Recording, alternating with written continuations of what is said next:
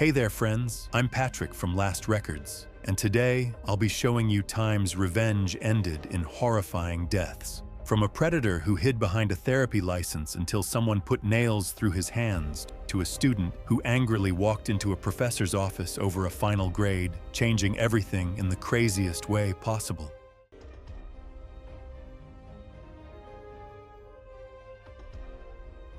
It was October 9th, 2015, along the highway corridor cutting through the Bitterroot Valley in western Montana. That stretch of road doesn't have much going for it. A few gas stations, a handful of motels where truckers and seasonal workers stop for a night and nobody remembers their face by morning. You check in, you pay, and by the next day, you're forgotten. Cloyd Fettner was 51 years old, a property developer who spent nearly 2 decades buying and flipping rural land parcels across 3 states. If you'd asked me then, I wouldn't have looked twice. No criminal record, no public profile, just a guy in a collared shirt driving a clean sedan from one county to the next. What most people never knew was that back in 2013, he sold a 4-acre property in Idaho to a young family named the Risers, Tobe and Mary, without breathing a word about the fact that the land had been used as an illegal dumping site for industrial solvent barrels years before he acquired it. He knew the whole time. The soil tests were sitting right there in his own files. He buried them, closed the sale, and moved on like it never happened. Contaminated soil does not announce itself. It works its way into the well water, into the ground, into everything the family touched without them knowing. Mary miscarried twice in 14 months. Their oldest son, Eli, developed a respiratory condition that worsened through every season regardless of treatment. It took nearly 2 years before a physician flagged the possibility of environmental exposure, and someone finally tested the soil and water. The results confirmed contamination well above anything considered safe. By then, the damage was permanent. It reminds me of how these things always come out too late, after the body's already kept score. How devastating that is. The Risers traced it back to Fettner and opened a civil case in early 2014 that went nowhere because he had structured the sale through a liability entity built to absorb exactly that kind of claim, and the case collapsed by mid-2014. Eli stayed sick. Mary never carried another pregnancy to term. Toby kept filing paperwork and showing up to meetings until late 2014, and then he just stopped, and the people around him said the way he went quiet didn't feel like grief. It felt like he had made a decision. In October 2015, Fettner was passing through western Montana on a routine property scouting trip, using the same highway corridor he always used, stopping at small roadside motels where the staff turned over fast and nobody looked twice at anyone. That night, he checked in alone, paid cash, and went to his room. The motel had a rear exterior stairwell leading up to a storage level with no lighting and no camera coverage on that side of the building, and no reason for any guest to be up there after dark. Toby Riser had checked into the same motel the night before under a different name. He had driven from Idaho, and he had not told Mary where he was going. When a motel worker found Fettner the following morning, he was at the base of the rear stairwell, flat on his back, arms at his sides. The steps above him were undisturbed. There was no blood, no visible wounds. Nothing on that side of the building that suggested anything had happened at all. He looked exactly like a man who had lost his footing in the dark and gone down hard. Toby Riser had already checked out at 6 a.m., hours before anyone found the body. The external examination initially missed a small puncture wound between the ribs on the right side, the kind of entry point that only shows up when someone is specifically looking for it. The internal findings changed everything. Fettner had been incapacitated first, a targeted strike to the back of the neck that dropped him and took his motor function temporarily without killing him. And once he was on the ground, a narrow instrument had been driven between his ribs at a precise downward angle. Based on the internal progression and the scratch marks on the concrete wall beside him, Fettner had been conscious and aware for a significant portion of what followed. He had tried to move, but he had not gotten far. The medical examiner ruled it a homicide within 48 hours. Cause of death, acute respiratory failure from a deliberate penetrating chest injury. And whatever instrument was used was never recovered. Toby Reiser's name came up weeks later through motel registration records, and he was interviewed at his home in Idaho, calm, and said very little. The soil contamination records and the collapsed civil case made the motive easy enough to see. Charges were drawn up, but the physical evidence was too thin to hold. No weapon, no witness, nothing placing him directly in that stairwell. And the case was eventually handed to a cold case unit, where it has sat ever since. It was March 14th, 2014, in Pittsburgh, Pennsylvania. The evening air carried the city's industrial chill, and inside a local restaurant on Carson Street, diners on the second floor settled into their Friday night routines, unaware of the tragedy about to unfold. Renata Osei, 31, worked as a dental receptionist and lived quietly with her tabby cat. She maintained a small circle of friends and avoided confrontation whenever possible. Her relationship with Austin Dillard, 35, a warehouse supervisor 4 years older, had grown stagnant. What Austin did not know was that Renata had been seeing David, a dental hygienist from her office, for several months. She had confided in only one friend about her plans to end things with Austin, but kept postponing the conversation out of habit. I get it. Avoiding hard conversations feels easier, but this is exactly how things build up. 2 weeks earlier, Austin discovered fragments of deleted text messages between Renata and someone named D on their shared tablet. Using a free data recovery application, he pieced together enough to confirm his suspicions. Rather than confront her immediately, he began tracking her movements using a small GPS tracker hidden beneath her car seat. He confirmed she was visiting David's apartment regularly. This is where it starts getting uncomfortable. Like he's not just hurt anymore, he's planning something. The discovery transformed his hurt into something methodical and cold.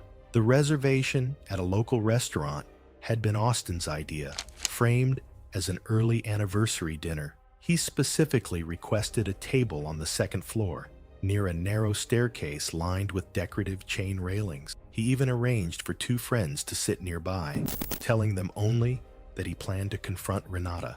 She dressed carefully for the evening, wearing a black dress and heels, still carrying guilt over her affair, but unaware of Austin's intention. They arrived at a moderately busy restaurant.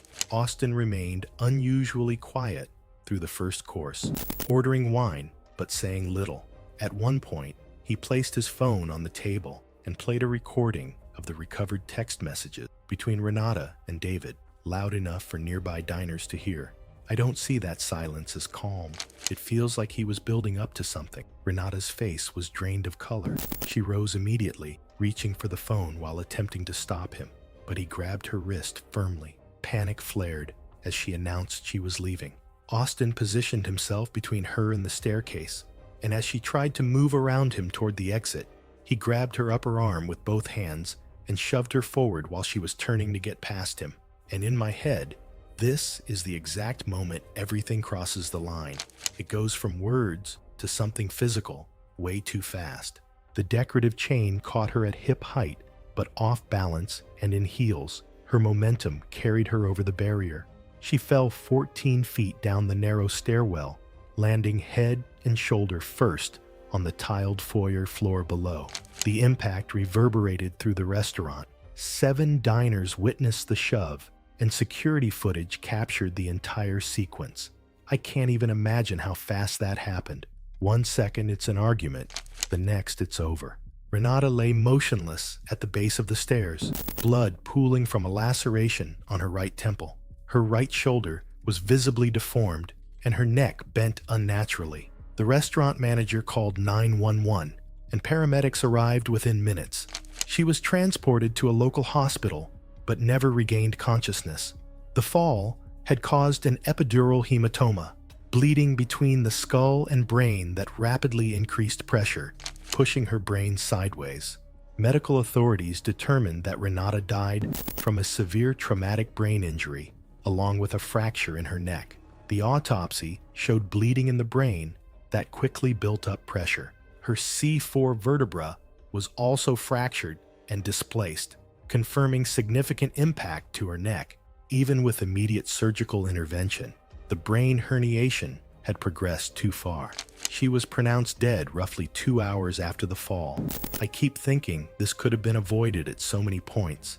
Just walking away, having that conversation earlier, or even the place having safer barriers. Austin Dillard was arrested at the scene without resistance. Investigators discovered the GPS tracking device, recordings, and evidence of premeditation. He was charged with third-degree murder and ultimately convicted, receiving a sentence of 20 to 40 years. Within 2 weeks, the restaurant replaced the decorative chains with full-height railings, acknowledging the tragic failure of the original barrier. Even something as simple as a proper railing might have changed the outcome. It was August 15, 2013, in a desert warehouse located several miles outside a small Nevada town where an abandoned industrial structure stood alone across dusty scrubland. The building contained a fenced animal enclosure used for illegal activities. Victor Armanos, 38, operated an underground dog fighting network for more than 10 years. He bred and trained pit bulls for combat using starvation conditioning and physical punishment. His business generated illegal betting revenue and involved multiple handlers transporting animals between matches. His partners later accused him of secretly keeping a larger share of profits and privately selling trained dogs.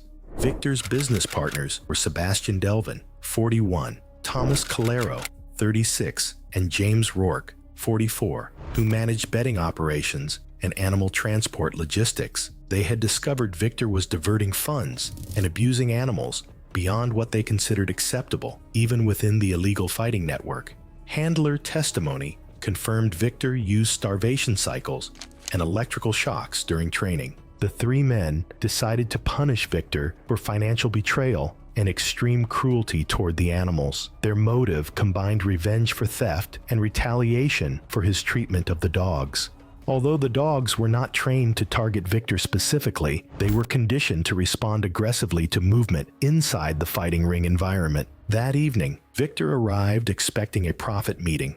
Instead, Delvin confronted him about missing betting proceeds and unauthorized dog sales. Victor threatened to expose the entire operation if the group attempted to remove him. The argument escalated until Rourke and Calero restrained Victor by binding his wrists behind his back using plastic zip ties. The men dragged Victor toward the fighting enclosure. The fence measured approximately 8 feet high with razor wire along the top. The concrete floor was stained from previous matches and designed with drainage channels for cleaning. 6 pit bulls had been confined inside the enclosure for an extended period, increasing agitation within the enclosed environment. At approximately 9:47 p.m., a fixed security camera mounted above the enclosure entrance recorded the partners forcing Victor inside the gate. The footage was later recovered during a digital forensic review of the property. Delvin released the dogs from their holding cages. The animals immediately converged on Victor inside the confined space, reacting to sudden movement and prior conditioning associated with the enclosure. One of the dogs lunged at his upper body, followed by the others biting his arms, torso, and legs. Victor was unable to escape due to restrained wrists in the confined enclosure. Investigators later determined that deep bite wounds to the neck and upper torso damaged major blood vessels, leading to rapid blood loss. Forensic reconstruction indicated Victor likely lost consciousness within several minutes as hemorrhagic shock developed. The dogs continued biting and pulling at Victor after he became motionless on the concrete floor. A motorist traveling along a nearby access road reported hearing prolonged screaming and contacted local authorities at approximately 10:15 p.m. Deputies arrived at 10:38 p.m. and entered the enclosure after securing the animals. 3 dogs were shot at the scene, while the remaining animals were captured alive. It was January 18th, 2015, at an I-280 off-ramp in San Jose. Afternoon traffic crawled slowly through the congested lanes as commuters made their way home. Storm clouds gathered overhead, casting a gray, oppressive light over the freeway and nearby surface streets. Thomas Bell, 42, had spent 14 years climbing the warehouse management ladder, known for his methodical approach and strict attention to safety, though productivity regularly exceeded targets. He lived in a suburban home with his wife and 2 teenagers, drove a well-maintained 2012 Honda Accord, and prided himself on his spotless driving and professional record. Colleagues respected his leadership, but also found him exacting, sometimes distant, and prone to micromanaging. Cedric Crowley, 35, a warehouse supervisor passed over for promotion, harbored deep resentment after a public reprimand, and perceived humiliation in front of colleagues. Crowley, who had struggled financially while supporting his family, felt his career stagnate while Thomas advanced, fueling a simmering bitterness over years of perceived slights. That morning, while Thomas attended a client meeting, Cedric used his master key to access Thomas's car in the employee garage, where a partially enclosed maintenance bay allowed access to the engine compartment. Using a utility knife, he partially severed the exposed brake line, creating a slow leak he believed would go unnoticed until it was too late. Thomas finished his shift at 4:30 p.m. Unaware his vehicle had been tampered with, he packed his briefcase, said goodbye to colleagues, and headed toward the company parking structure. Traffic was heavy, with minor accidents diverting vehicles onto I-280. Scattered thunderstorms reduced visibility, though conditions were not severe enough to delay travel. Thomas merged onto the freeway, tapping the brakes occasionally as traffic slowed near the Cupertino exit, oblivious to the fluid silently seeping from the compromised line. Meanwhile, rideshare driver Javier Morales, 28, had just completed an evening drop-off and was heading home to his pregnant wife and 2 young children. As he approached the off-ramp, he merged behind Thomas's sedan, descending the steep gradient. When Thomas pressed the brake pedal, it dropped sharply with little effect, the ruptured brake line bleeding pressure from the system. Thomas pressed the brake pedal repeatedly, but the vehicle failed to slow. He turned sharply to the left, striking the concrete guardrail at roughly 45 miles per hour. The impact deployed the airbags and the sedan rebounded into traffic, colliding directly with Javier's car. The force of the collision triggered a chain reaction. 4 additional vehicles were caught in the crash, and Javier's car was crushed beneath a delivery van. The sound of twisting metal and shattering glass echoed along the off-ramp as drivers scrambled to brake, honk, and call 911. Thomas was trapped in his vehicle, conscious but disoriented with broken ribs and a severe concussion. Javier remained pinned and unresponsive, requiring fire crews 38 minutes to extract him using hydraulic tools. Nearby dashboard cameras captured the entire sequence. The coroner determined Javier Morales died from massive internal injuries caused by chest compression, including punctured lungs and ruptured organs, leading to rapid internal bleeding. Thomas Bell survived but developed severe PTSD and took early retirement. Investigation revealed brake fluid residue consistent with deliberate sabotage, and security footage captured Cedric Crowley near Thomas's car before the incident. Cedric was arrested within hours and initially charged with first-degree murder, though prosecutors later acknowledged difficulty proving intent to kill rather than to damage the vehicle. Cedric Crowley ultimately pled guilty to manslaughter and sabotage, receiving a 20-year prison sentence. The ride-share driver's family later established a memorial fund promoting automotive safety awareness, while Thomas Bell retired early following the crash. The investigation concluded with confirmed sabotage as the sole cause of the multi-vehicle collision.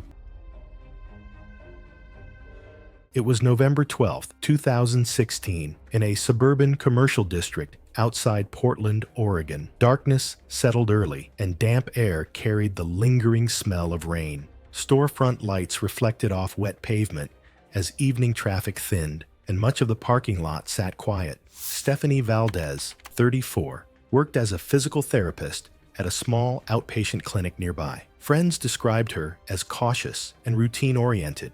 On weeknights, she often stopped to run errands on her way home, choosing well-lit parking areas and avoiding unnecessary detours. Outside of work, Stephanie's life had recently become more complicated. The situation stemmed from a recent divorce. Stephanie was dating a man whose former spouse had struggled to accept the end of an 18-year marriage. Court records later showed restraining orders were issued to protect both Stephanie and her partner from further contact. The former spouse was Denise Cartwright, 52, a medical billing specialist. Co-workers later described noticeable behavioral changes after the separation.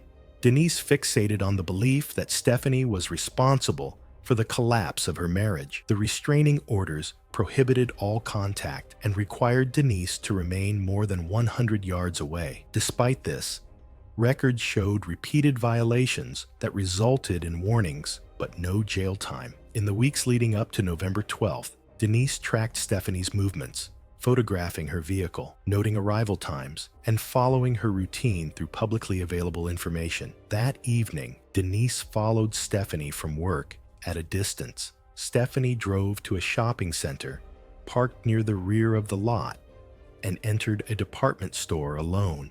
In Denise's trunk were tools wrapped beneath a tarp, a hydraulic jack, a wrench set, and work gloves. After waiting several minutes, Denise approached Stephanie's car. Security footage later showed her crouching beside the front driver's side wheel, working quickly. Mechanical investigators later determined Denise loosened the lug nuts just enough to remain stable at low speeds while failing during sustained turns. The method matched the instructions found in her online search history. Denise returned the tools to her trunk and left the lot. Stephanie finished shopping and drove away. The vehicle showed no immediate signs of trouble through the parking lot or nearby streets.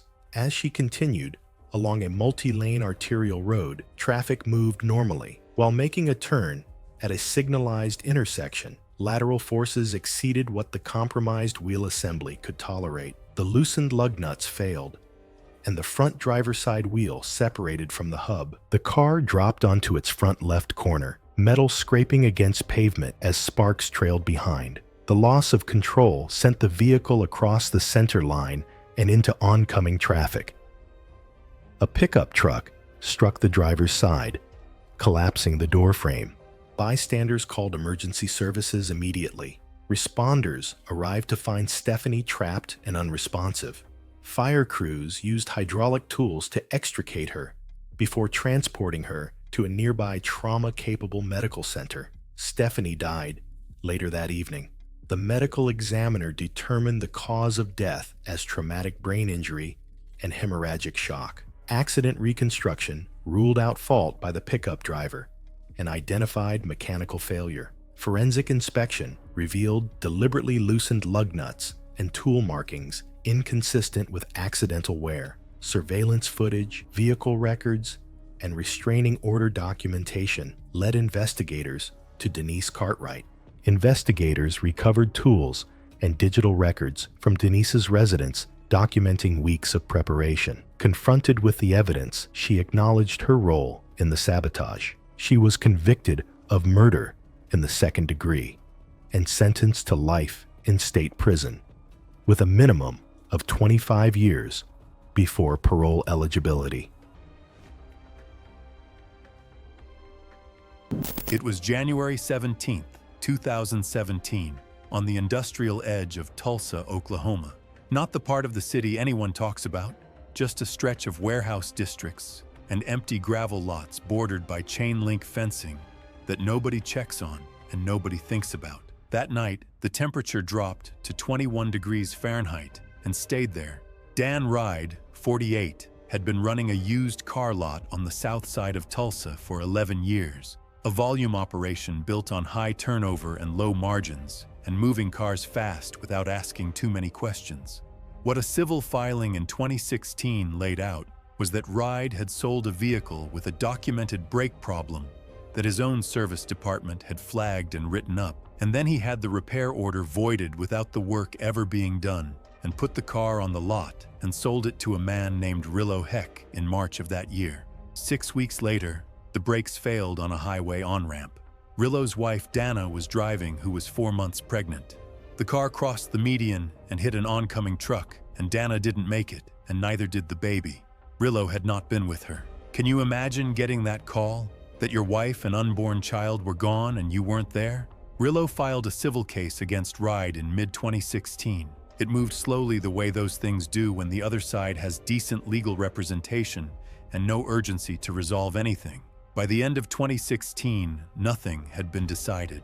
Rillo had buried Dana and the baby in the same week, gone back to work, and stopped talking about Ride or the case to anyone around him.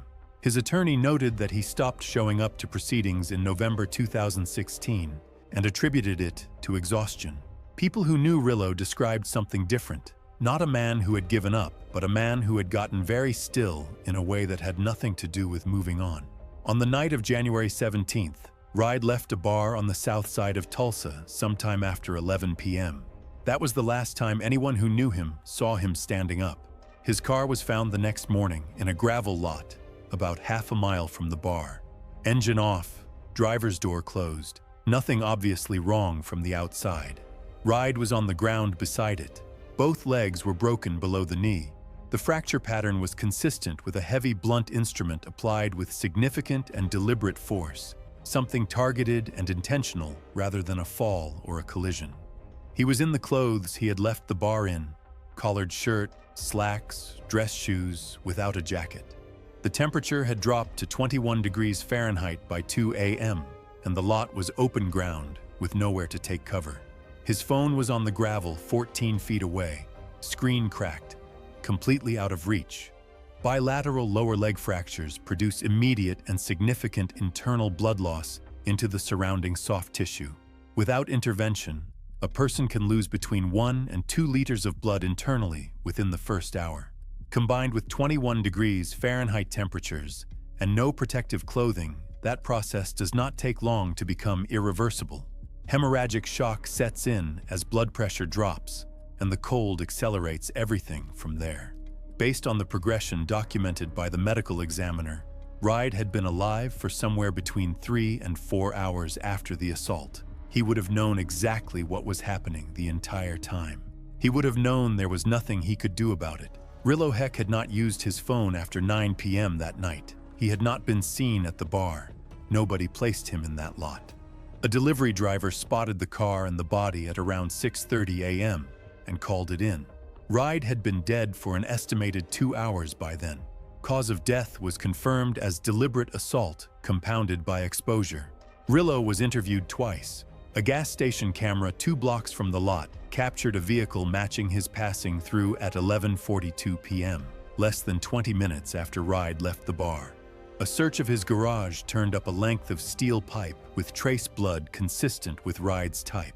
The cleanup was incomplete. He was charged with first-degree murder, convicted at trial, and sentenced to life with the possibility of parole after 25 years.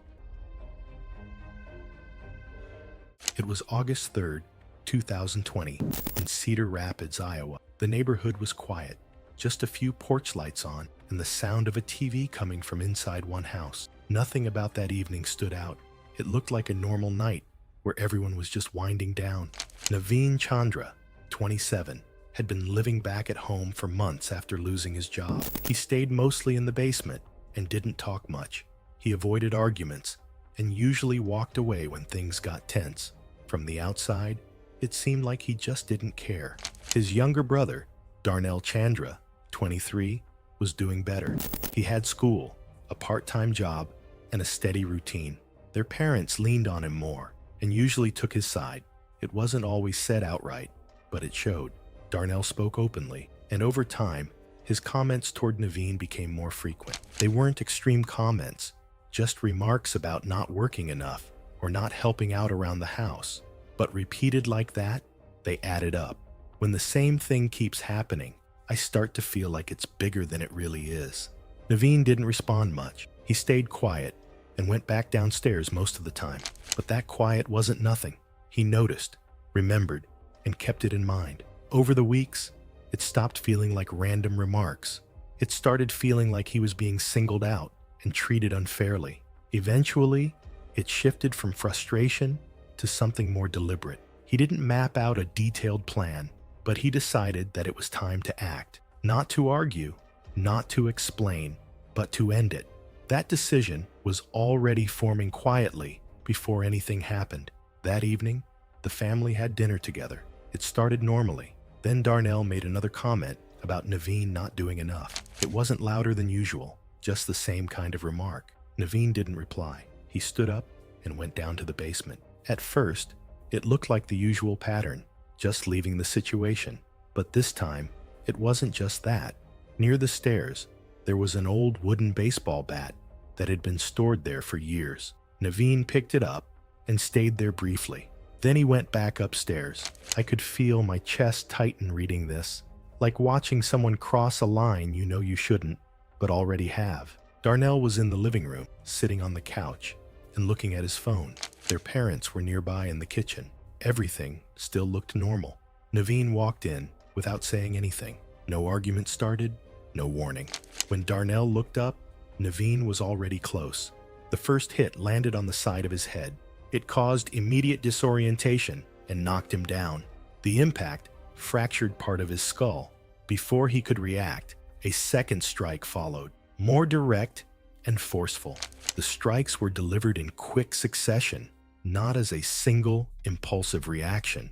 This wasn't just a reaction. It lined up with what had been building for weeks, the quiet decision that had formed over time. I can really feel how all the little annoyances added up, building, until something finally snapped. Their mother rushed in after hearing the noise and called 911. Paramedics arrived quickly and found Darnell unresponsive, but still breathing. He was taken to the hospital, but the injuries were severe. Doctors tried emergency surgery, but there was heavy bleeding in the brain and swelling that couldn't be controlled. He was pronounced dead early the next morning.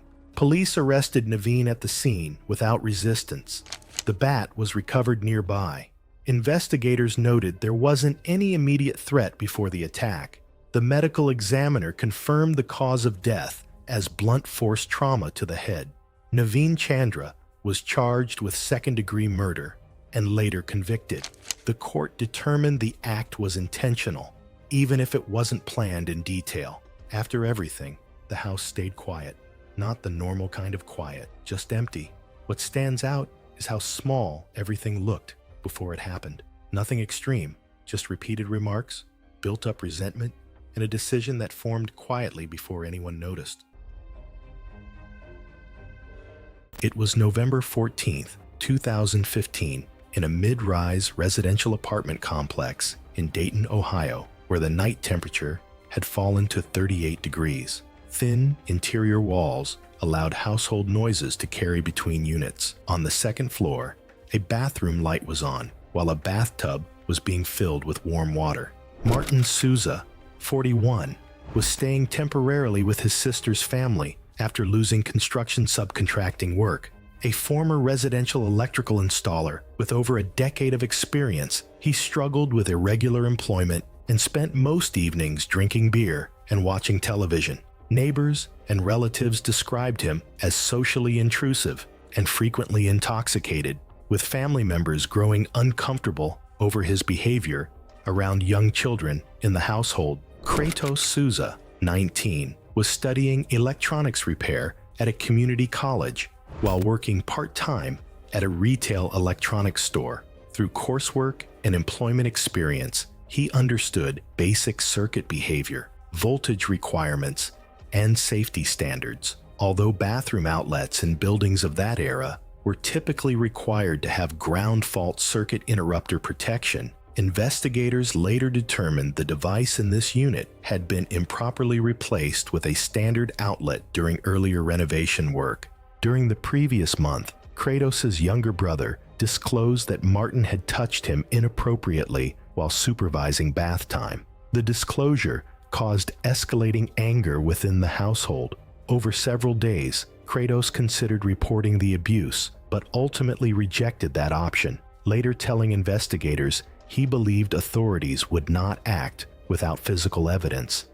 Instead, he chose to confront and punish Martin himself, a decision prosecutors later described as deliberate retaliation. That evening, after his mother left for her hospital night shift and his younger brother was asleep, Kratos prepared a modified extension cord. He stripped insulation from one end of the cord and secured exposed copper wires to a metal coat hanger using electrical tape, creating a makeshift conductor assembly. The hallway surveillance camera later showed him entering the apartment carrying a small bag. Martin was soaking inside the bathtub with the bathroom door open, a habit he followed while watching television from the living room. Kratos sat on the couch pretending to watch programming. When the bathtub water reached a sufficient level, Kratos plugged the modified cord into the wall outlet, located approximately 18 inches from the tub edge. He lowered the exposed wire assembly into the bath water while Martin faced away, adjusting the faucet temperature. Electrical current entered the water immediately. Residents in adjacent units later reported hearing a sudden loud noise followed by splashing.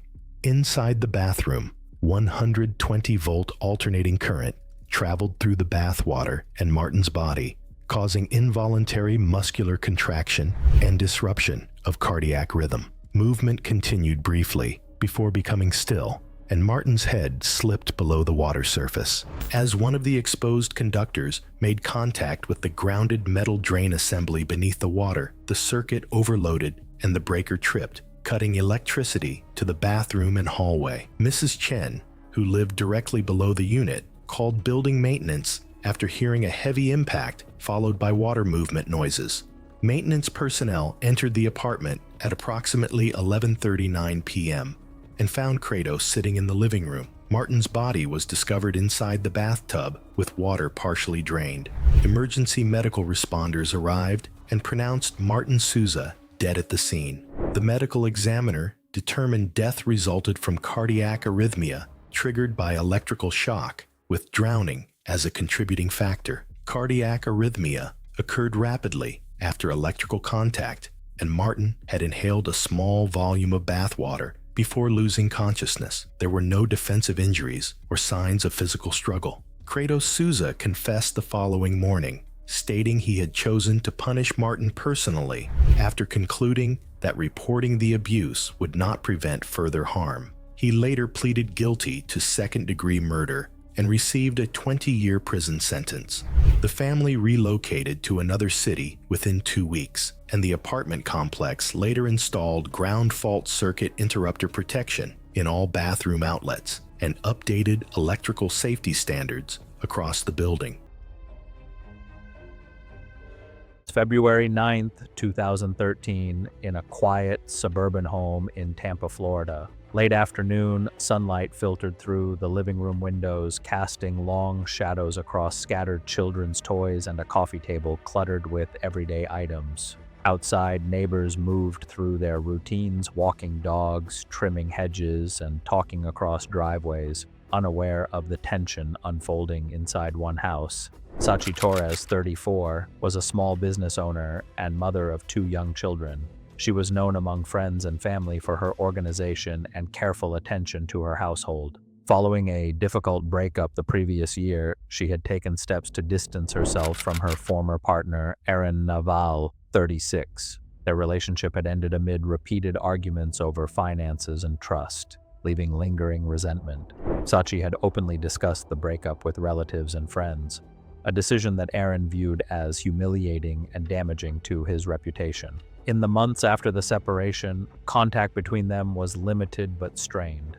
Investigators would later determine that Aaron fixated on the perceived embarrassment, blaming Sachi for exposing his behavior to others. Over time, that resentment hardened into a deliberate intent to retaliate. On the afternoon of February 9th, Aaron arrived at Sachi's home, claiming he needed to return personal belongings. The visit appeared routine.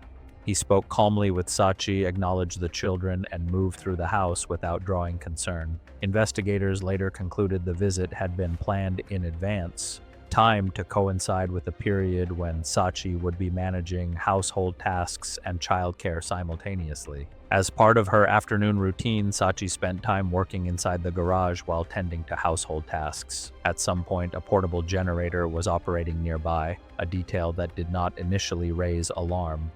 Aaron remained briefly, maintaining a relaxed demeanor before stepping away from the area. Nothing about the interaction suggested immediate danger. Over the next period, Sachi began to feel unwell. She complained of lightheadedness and fatigue, symptoms she initially attributed to exhaustion. Her movements slowed, and she leaned against nearby surfaces for support. The children noticed their mother's condition worsening and became distressed. Sachi soon collapsed and lost consciousness.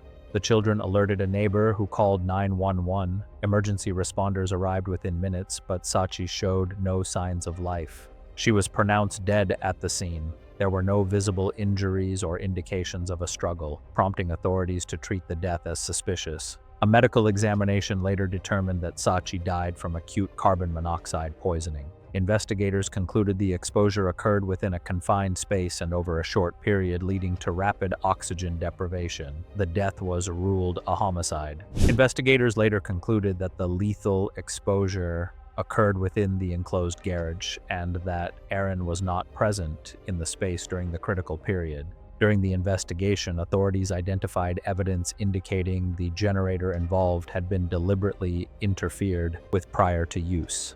Further inquiry revealed that Aaron Naval had been present during the relevant period and had exclusive opportunity to tamper with the equipment. When questioned, he initially denied involvement but later confessed, admitting the act was motivated by long-standing resentment and a desire for revenge stemming from the breakup. Prosecutors cited evidence of advanced planning and intentional interference in pursuing a first-degree murder charge. Aaron Naval was convicted and sentenced to life in prison without parole. Authorities officially classified Sachi Torres' death as a targeted, premeditated act of revenge carried out within the family home, one driven not by impulse but by prolonged grievance and deliberate intent.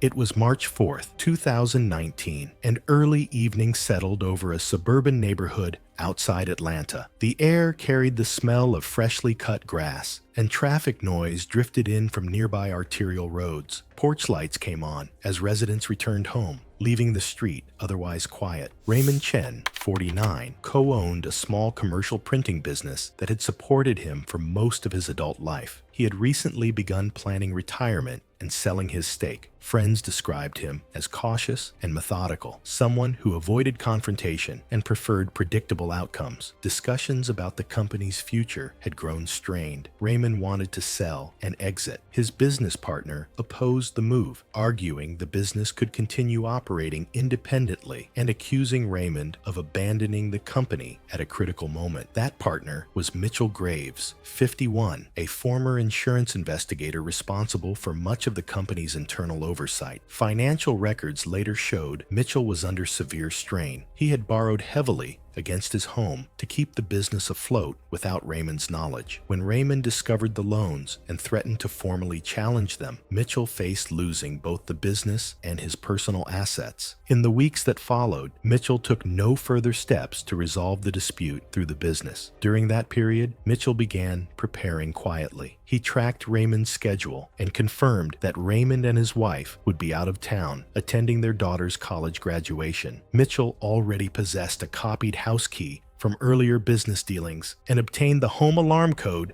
by posing as a security technician during a phone call with Raymond's wife. On the evening of March 4th, Mitchell entered Raymond's home through a rear door. He disarmed the alarm and went directly to the upstairs office. There, he planted forged invoices and a fabricated ledger among Raymond's files, showing payments routed through a shell company created using Raymond's identity. Supporting digital records were saved onto Raymond's computer using stored login credentials. Mitchell exited the house and rearmed the system. The following morning, an anonymous tip prompted investigators to review the business's financial activity. A search of Raymond's home office recovered the planted documents, and his computer was seized. Forensic analysis showed the files originated from his workstation. No forced entry was detected. Raymond was arrested and charged with embezzlement and wire fraud. He denied the accusations, but could not explain the records found in his secured office. With no evidence of intrusion, the case moved forward. Released on bond, Raymond repeatedly contacted Mitchell over the next 2 weeks, insisting the evidence had been planted and demanding an explanation. Phone records showed multiple unanswered calls. On the evening of March 22nd, Raymond went to Mitchell's home unannounced. According to investigators, Mitchell was already armed when Raymond arrived. Surveillance footage showed Raymond entering the residence without force. Inside, an argument followed. Raymond was shot twice in the chest at close range. He collapsed near the entryway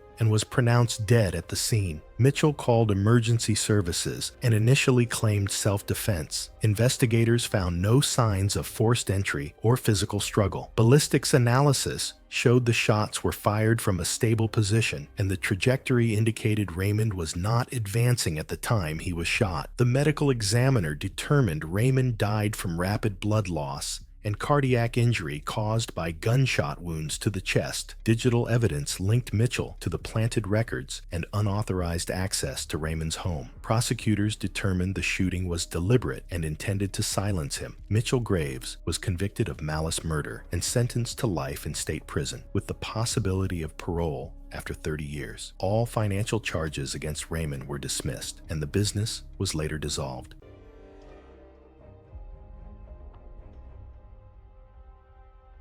It was September 8, 2014, on Interstate 81 in southwestern Virginia.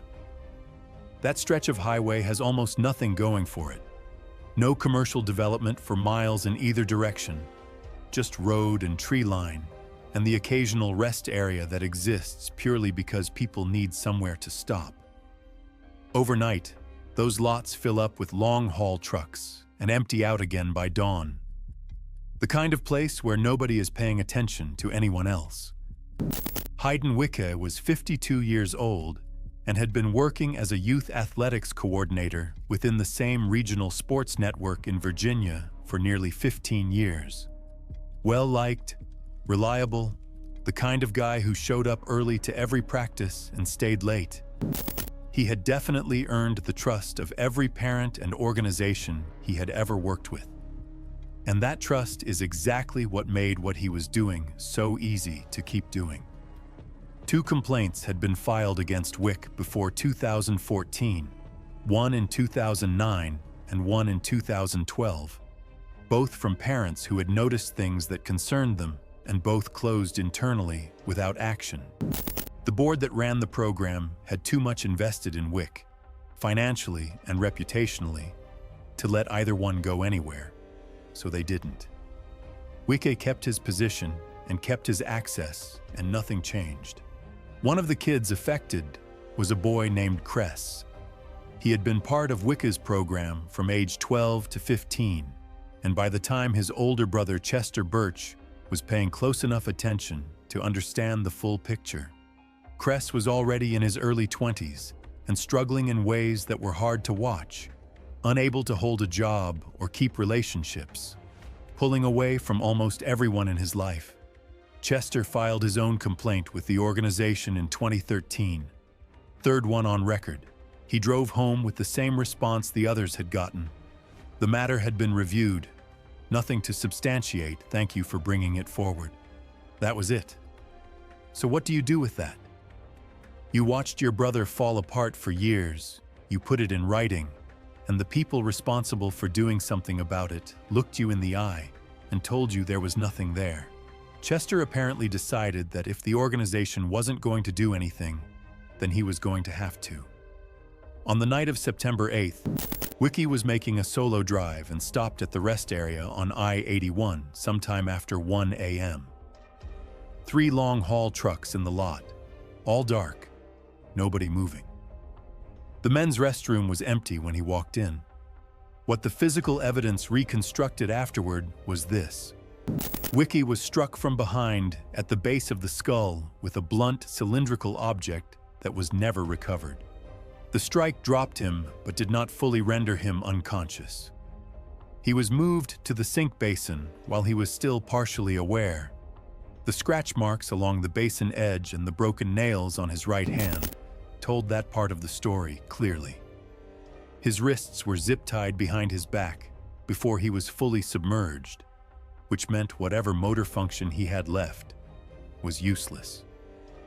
The whole sequence, based on forensic timing, took less than 6 minutes. A truck driver parked at the far end of the lot reported hearing nothing unusual. The restroom had no camera coverage. A motorist walking in sometime after 2 a.m. found Wick and called it in. Responders arrived within 20 minutes. Cause of death was confirmed as drowning secondary to a blunt force injury to the posterior skull. The zip ties were processed and yielded no usable trace. Chester Birch was identified as a person of interest within 2 weeks. He gave an account of his whereabouts that placed him at home that night. But a toll record pulled from a reader on I-81 captured his plate passing through roughly 40 minutes before the estimated time of death, and a secondary reader positioned at the rest area exit ramp logged the same plate shortly after. That placed him not just on the highway, but at that specific stop. He had no explanation for either hit. He was charged, and unlike the complaints about Wiki, this one didn't get closed without action. The case went to trial, and the toll record combined with his inability to account for the discrepancy was enough. Chester was convicted of second-degree murder and sentenced to 18 years. He did not appeal. It was September 9th, 2017, in Memphis, Tennessee. The Ridgeway Crossing apartment complex was quiet under the humid night air, its parking lot dimly lit by scattered streetlights. Residents were settling in for the night, unaware a months-long confrontation was about to erupt in the shadows. Cody Farrell worked the night shift as a supervisor at a 24-hour printing and shipping center, a job that covered his modest apartment and hobby of woodworking. At 29, he was quiet and unassuming, with no criminal record and a minimal social media presence. He had been dating Simone Garrett for 4 months. Simone had ended a 2-year relationship with Brent Okafor, 32, 6 months earlier, but Brent refused to accept the breakup, repeatedly texting her and showing up at her workplace despite warnings to stop. When I see stuff like that, it already feels like it's heading somewhere bad. Cody was aware of Brent's persistent behavior and had warned Simone he wouldn't back down if confronted, though at 5 feet 10 inches and 175 pounds with no fighting experience, he was hardly intimidating. Brent had spent weeks obsessively monitoring Simone, screenshotting photos, and driving past her apartment to track Cody's truck. For days, he carried a 4.5-inch fixed-blade hunting knife, fully aware of its lethal potential. That night, he parked down the street, waiting in the shadows for Cody to emerge, ready to confront him with the intent to cause serious harm. As Cody approached his truck, Brent stepped from the shadows, knife in hand. He wasn't there to argue. His shove and movements were deliberate, part of a premeditated plan. Even during the brief struggle by the parked car, Brent's grip on the knife never wavered. From the start, it was clear he had come to inflict serious harm. The two grappled against a parked car, arms and shoulders straining as they struggled for control. At that point, it still looks like something that could have just been a fight and ended there. From a nearby ground floor window, a resident, alerted by the noise, looked out and saw the two men locked in a physical struggle under the dim glow of the parking lot lights. Brent broke free from the struggle and drove the knife into Cody's left abdomen, then again into his left chest as Cody instinctively tried to turn away. The first wound perforated his colon and nicked a kidney, causing significant internal bleeding. Though it might have been survivable, with immediate medical attention. The second wound struck between his ribs, lacerating the left ventricle of the heart. Blood rapidly filled the space around the heart, compressing it and preventing it from pumping effectively. Cody collapsed against a nearby car, clutching his chest as his strength drained. A nearby resident, who had witnessed part of the attack, immediately called 911. Paramedics arrived within minutes to find him unconscious, barely breathing, and losing blood rapidly. Despite emergency intervention and surgery at a local trauma center, the heart injury proved unsurvivable. Cody was pronounced dead shortly after arrival. The rapid loss of blood and the critical heart trauma leaving no opportunity for recovery. It's hard to process how fast something like this turns fatal. Minutes earlier, it looked like just another confrontation in a parking lot. The county medical examiner determined the chest wound caused rapid blood loss and cardiac compression, making survival unlikely in a parking lot setting. Security cameras captured the attack and Brent walking away with the knife. The weapon was recovered nearby, with Brent's DNA on the handle and Cody's blood on the blade. Brent Okafor was arrested days later and ultimately convicted of first-degree murder, receiving a life sentence without parole. The half-finished bookshelf Cody had been building for Simone remained in his truck with tools neatly beside it. His younger brother completed the project using Cody's measurements and delivered it to Simone 3 months after the trial, the only tangible reminder of their brief relationship. It was October 3rd, 2018, inside a long-term care residence in a quiet desert city district in southern Nevada, where elderly patients lived under continuous medical supervision. The 2-story facility faced a small parking lot monitored by security cameras, and most residents were resting during the afternoon shift, while staff conducted routine care checks. Eleanor Grant, 82, was a retired elementary school librarian who worked for 37 years before retiring in 2003. She developed early-stage dementia after a household fall several years earlier and moved into the residence when independent living became unsafe. Although her memory was inconsistent, she could still recognize family members during video calls with her daughter Jennifer, who lived in another state. Eleanor required intravenous medication through a central catheter because repeated medical treatments over the years had made normal venous access difficult. The licensed practical nurse assigned to Eleanor's ward was Maris Valora, 26, who worked 12-hour shifts providing direct patient care, including intravenous line monitoring and medication administration under supervisory oversight. Workplace records showed multiple written warnings since mid-2018 for documentation errors, missed medication logging, and personal phone use during duty hours. Earlier that morning, supervisors warned that continued performance problems could lead to termination. The source of Maris's resentment was linked to an incident involving Eleanor 2 weeks earlier. During a catheter line inspection, another nurse had corrected Maris after Eleanor complained that Maris handled the tubing too quickly and roughly. Although the complaint was mild, Maris interpreted the correction as public humiliation in front of co-workers. According to later interrogation statements, Maris began associating Eleanor with the increasing disciplinary pressure at work. The motive investigators reconstructed was not sudden anger, but a deliberate decision to retaliate against the patient she believed caused her professional punishment. Eleanor's scheduled video call with Jennifer began in the early afternoon. While she sat upright in her hospital bed, the facility recorded patient interactions for monitoring compliance. Maris entered the room, claiming she would check the IV drip rate.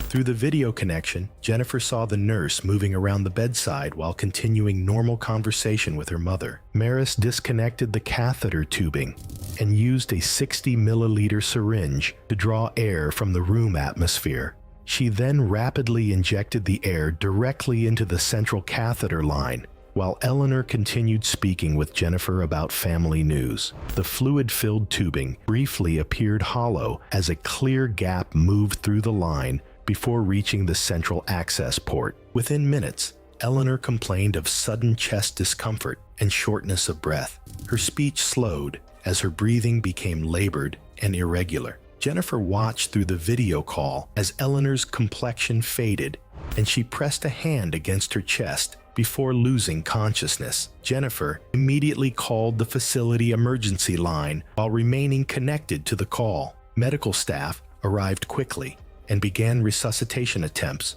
but Eleanor had suffered cardiac arrest associated with a massive air embolism. Paramedics continued advanced life support for several minutes, but death was declared shortly afterward. The video call remained active throughout the emergency response. The medical examiner determined death resulted from cardiac arrest caused by intravenous air embolism. Post-mortem findings were consistent with a significant volume of air introduced into the central venous system through the catheter. Maris Valora was arrested and initially charged with first-degree murder. Prosecutors later accepted a plea agreement reducing the charge to second-degree murder in exchange for a guilty plea, and she received a 15-year prison sentence. The residents implemented dual verification requirements for catheter and intravenous line adjustments, requiring 2 licensed staff members to confirm any manipulation of patient tubing. Additional training was introduced to address workplace stress, patient interaction protocols, and medication handling safety. 14 in a quiet suburban home in Columbus, Ohio. Afternoon light filtered through the kitchen as lunch was prepared, while outside the neighborhood moved through an ordinary spring day, masking a long simmering family conflict inside the house. Samantha Hall, 32, was a kindergarten teacher known for her structured routines and steady temperament. She lived in the home with her 5-year-old daughter, Emily, and her elderly mother, whom she cared for daily. Family life followed predictable rhythms, meals prepared at the same times, schoolwork handled at the kitchen table, and afternoons spent balancing childcare and household responsibilities. That stability had been strained over the previous year by disputes involving Samantha's estranged sister-in-law, Veronica Hall, 29. Arguments over inherited property and shared finances had grown increasingly bitter, often unfolding during tense family gatherings. Veronica felt sidelined and publicly embarrassed during these disputes, believing Samantha had influenced other relatives against her. While contact between the two women had become limited, resentment lingered unresolved. Earlier that afternoon, Veronica arrived at the house under the pretense of visiting Emily. The visit appeared ordinary. She spoke politely with Samantha, moved through the kitchen without drawing attention, and remained present as lunch preparations continued. Investigators would later determine that the visit had been planned in advance, timed to coincide with Samantha's routine and her divided attention between her daughter and mother. Veronica was familiar with Samantha's habits, how she prepared meals while supervising Emily, how she moved between the kitchen and dining area, and how drinks were often poured and left on the counter during meal setup. She positioned herself nearby, remaining inconspicuous as Samantha continued with lunch preparations. Her behavior did not raise concern at the time. As lunchtime approached, Samantha called Emily to wash her hands and poured herself a glass of lemonade from a pitcher on the counter. She drank from it briefly, then returned to arranging plates and food. Within a short period, she began to feel unwell. She paused, steadying herself against the counter as dizziness set in. Her movements slowed, and she appeared confused. The symptoms worsened rapidly. Samantha attempted to walk toward the dining area, but lost her balance and collapsed onto the kitchen floor. Emily screamed and ran toward her mother, drawing the attention of nearby family members. Veronica remained in the room briefly as Samantha's condition deteriorated, then left quietly before emergency responders arrived. Paramedics were called within minutes. Despite immediate medical intervention, Samantha was pronounced dead at the scene. There were no signs of physical struggle or external trauma. The suddenness of the collapse prompted a full medical investigation. Toxicology testing later confirmed that Samantha died from acute chemical poisoning, resulting in organ failure consistent with ingestion of a toxic substance. The findings indicated the substance had been consumed unknowingly and acted over a short period, leaving little opportunity for effective treatment. The death was ruled a homicide. Investigators traced responsibility to Veronica Hall through witness accounts, access timelines, and evidence of advanced planning, cited by prosecutors in support of a first-degree murder charge. During interrogation, Veronica admitted to deliberately harming Samantha, citing prolonged resentment over family disputes and perceived humiliation. She was charged with first-degree murder and later convicted, receiving a sentence of life imprisonment without parole. Authorities formally classified Samantha Hall's death as a deliberate, targeted act of revenge carried out within the family home.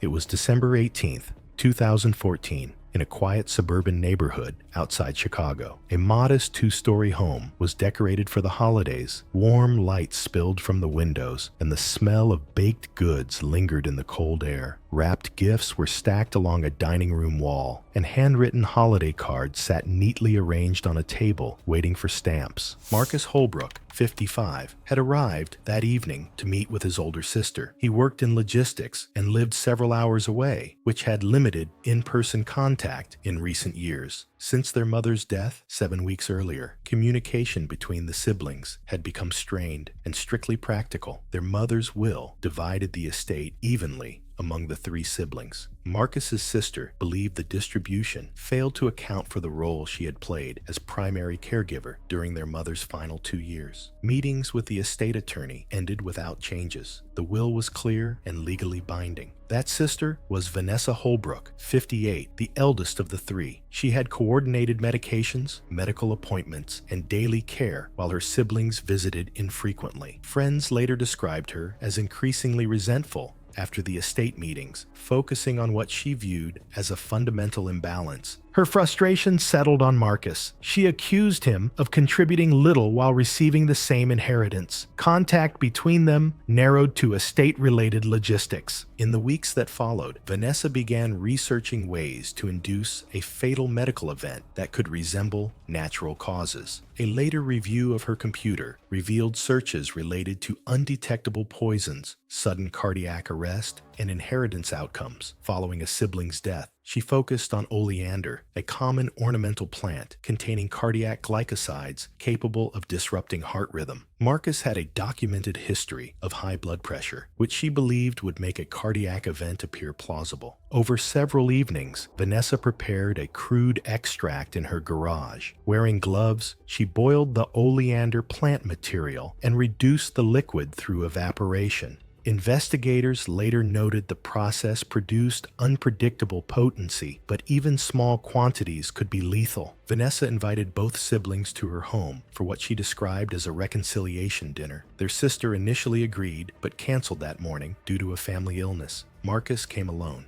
Earlier that afternoon, Vanessa prepared iced tea and stored it in a glass pitcher in the refrigerator. Investigators later determined she added the oleander extract using a teaspoon kept in the pantry for flavoring syrups. The utensil was rinsed briefly and left on the counter. When Marcus arrived, Vanessa poured 2 glasses of tea. Marcus drank steadily while they talked. Vanessa took only a few sips. Within an hour, Marcus complained of nausea and dizziness. He became disoriented, then collapsed in the living room. Vanessa called emergency services, reporting a sudden medical emergency. Paramedics arrived to find Marcus unresponsive with an irregular, chaotic heart rhythm. Advanced life support was initiated during transport to a nearby hospital, but his condition deteriorated rapidly. He was pronounced dead later that evening. The medical examiner ordered toxicology testing after reviewing the circumstances of the collapse. Results revealed lethal levels of cardiac glycosides consistent with oleander poisoning. Investigators recovered the iced tea pitcher, the preparation utensil, the remaining extract, and digital evidence documenting Vanessa's research and preparation. Vanessa was arrested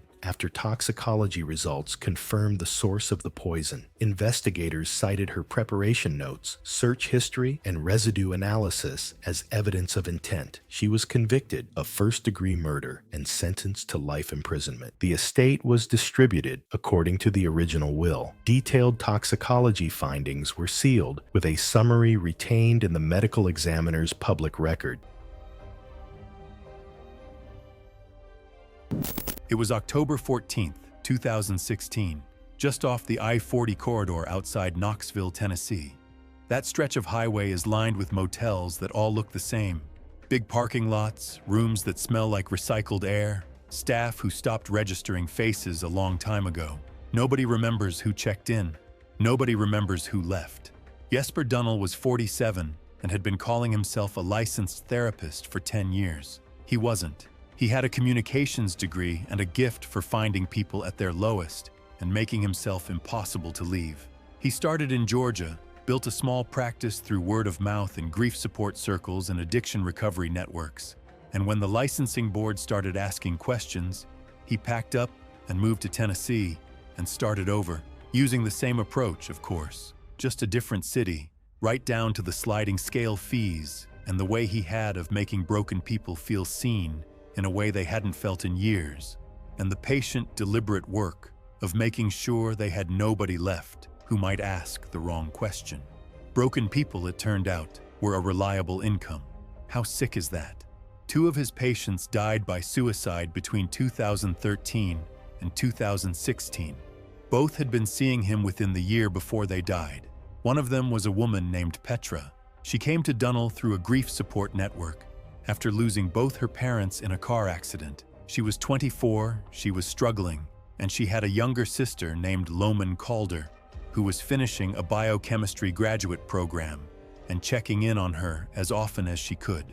Over the next 14 months, he convinced Petra that her family relationships were the source of her instability and that the people who loved her were the reason she wasn't getting better. By the time Loman realized what was actually happening, Petra had transferred a significant portion of her inheritance into an account connected to Dunnel and had stopped returning calls from everyone she knew. Loman tried everything she could think of to reach her, and none of it worked. Petra died in March 2015. After that, Loman did 2 things. She handled everything that needed handling because there was nobody else left to do it. And then she spent the next year building a documented record of everything Dunnel had done. Petra's personal journals, financial transfer records, the full timeline of isolation mapped out month by month. She filed a formal complaint. It went nowhere. No license to revoke, no regulatory body with clear jurisdiction, nothing that could be made to stick. Dunnel kept operating. Loman kept the file and said nothing publicly. In October 2016, Dunnel checked into a motel just outside Knoxville under his own name. With no appointments in the area, no known contacts, nothing that explained what he was doing there. Loman Calder had checked into the same motel 2 days earlier under her own name. Whether that overlap was a coincidence or something she had quietly pieced together through her documentation was never resolved, and investigators who looked at it from both angles couldn't commit to either one. Sometime during the night, Dunnel was in his room. The door was pulled shut the next morning, but the latch had not been engaged. Closed, but not locked. The kind of thing that only matters when housekeeping pushes it open and finds what was inside.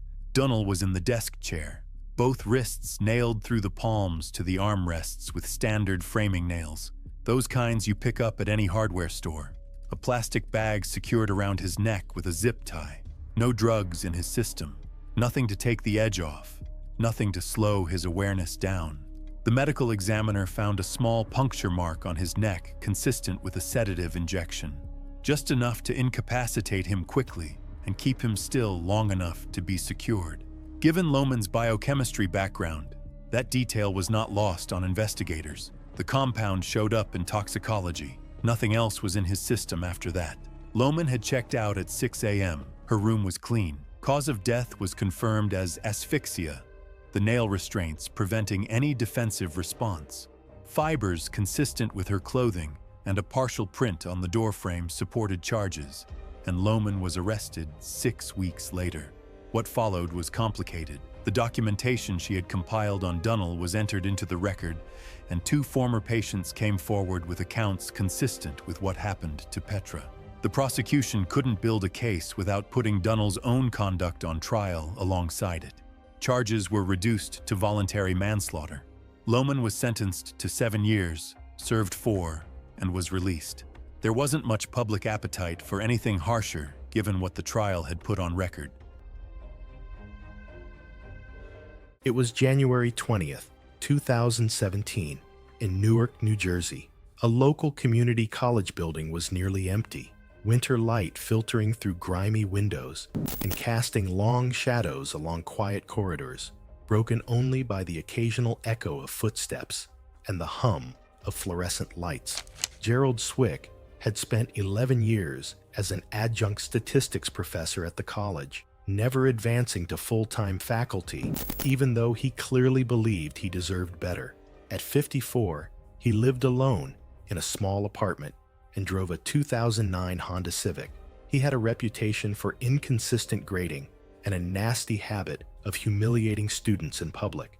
I get the sense that people like him thrive on making others feel small. 3 formal complaints had been filed in 5 years, none resulting in any disciplinary action. Kwame Asante, 23, worked part-time at a distribution center while pursuing an associate degree in business administration. The first in his family to attend college, he struggled with statistics, failing Swick's course twice despite passing advanced math elsewhere. A third failure would completely block his transfer to a 4-year university.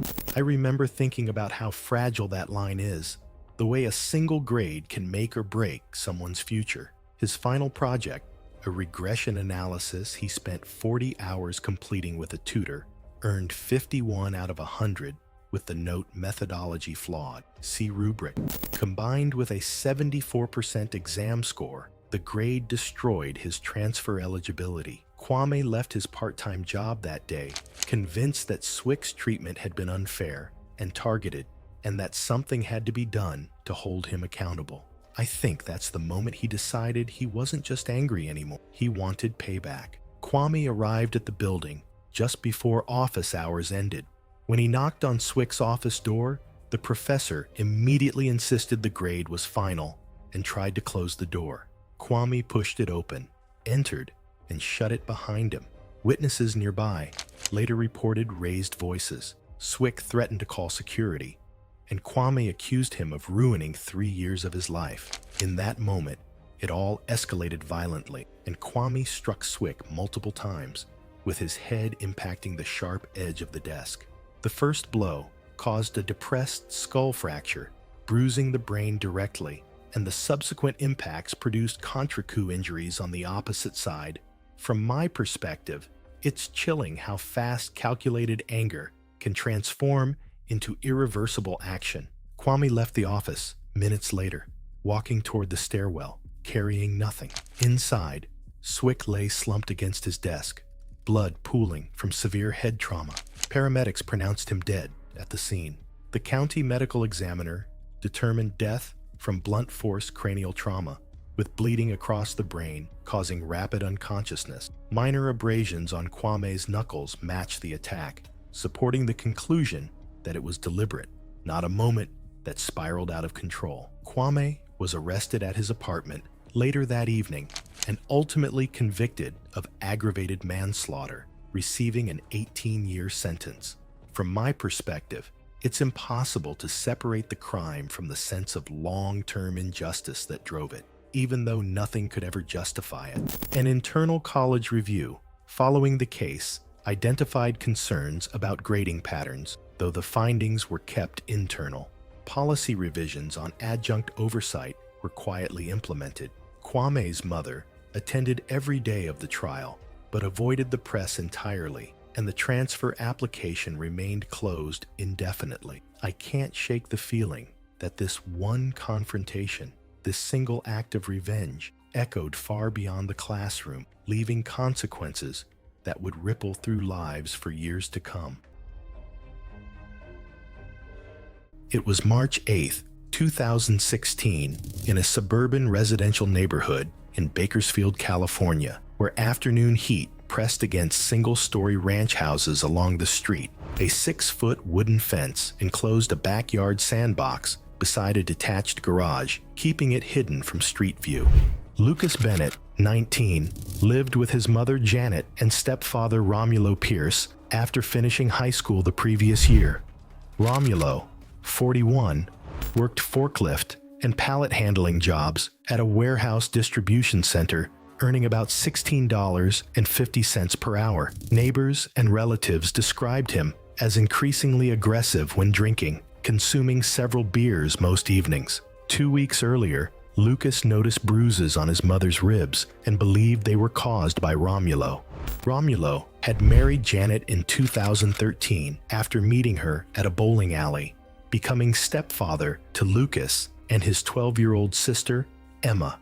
Police had responded to 3 domestic disturbance calls at the residence since 2014, though Janet declined to press charges. According to later statements, Lucas concluded the violence was ongoing and decided to retaliate, believing it was the only way to stop the abuse. The backyard sandbox measured 8 feet by 12 feet and contained several tons of playground sand installed years earlier. In the week prior, Lucas had gradually removed sand during afternoons when no one was home, creating a narrow cavity approximately 4 feet deep beneath a thin leveled surface layer.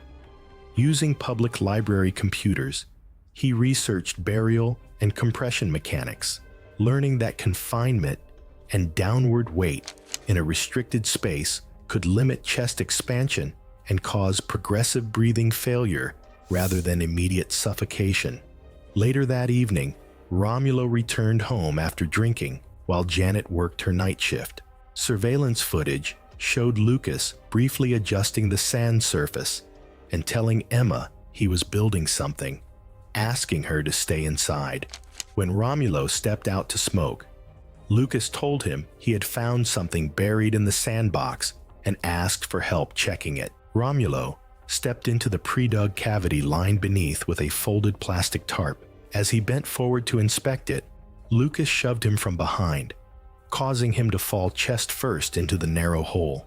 Lucas pulled the tarp upward around his torso and rapidly shoveled sand into the space. Having consumed several beers, Romulo attempted to push upward, but the narrow cavity restricted shoulder movement and prevented him from gaining leverage. The shifting sand collapsed inward as he moved, eliminating stable footing and limiting arm extension. As sand accumulated and compacted around his body, pressure restricted chest expansion. After several minutes of progressively restricted breathing, he lost consciousness as oxygen deprivation developed. Lucas then placed a wooden cover over the sandbox, secured it with bricks, and went inside to call his mother. Janet reported Romulo missing the following morning. When he failed to report for his warehouse shift, the coroner determined death resulted from positional and compressive asphyxia caused by restriction of chest expansion. Sand particles were found in the airway passages, indicating attempts to inhale while partially buried. Toxicology results showed elevated blood alcohol levels, consistent with moderate intoxication. Minor abrasions on the forearms were consistent with limited movement against shifting sand rather than sustained physical struggle. Lucas was arrested after neighbors reported suspicious late-night activity captured on backyard surveillance footage. He admitted planning the burial as retaliation for continued domestic violence against his mother.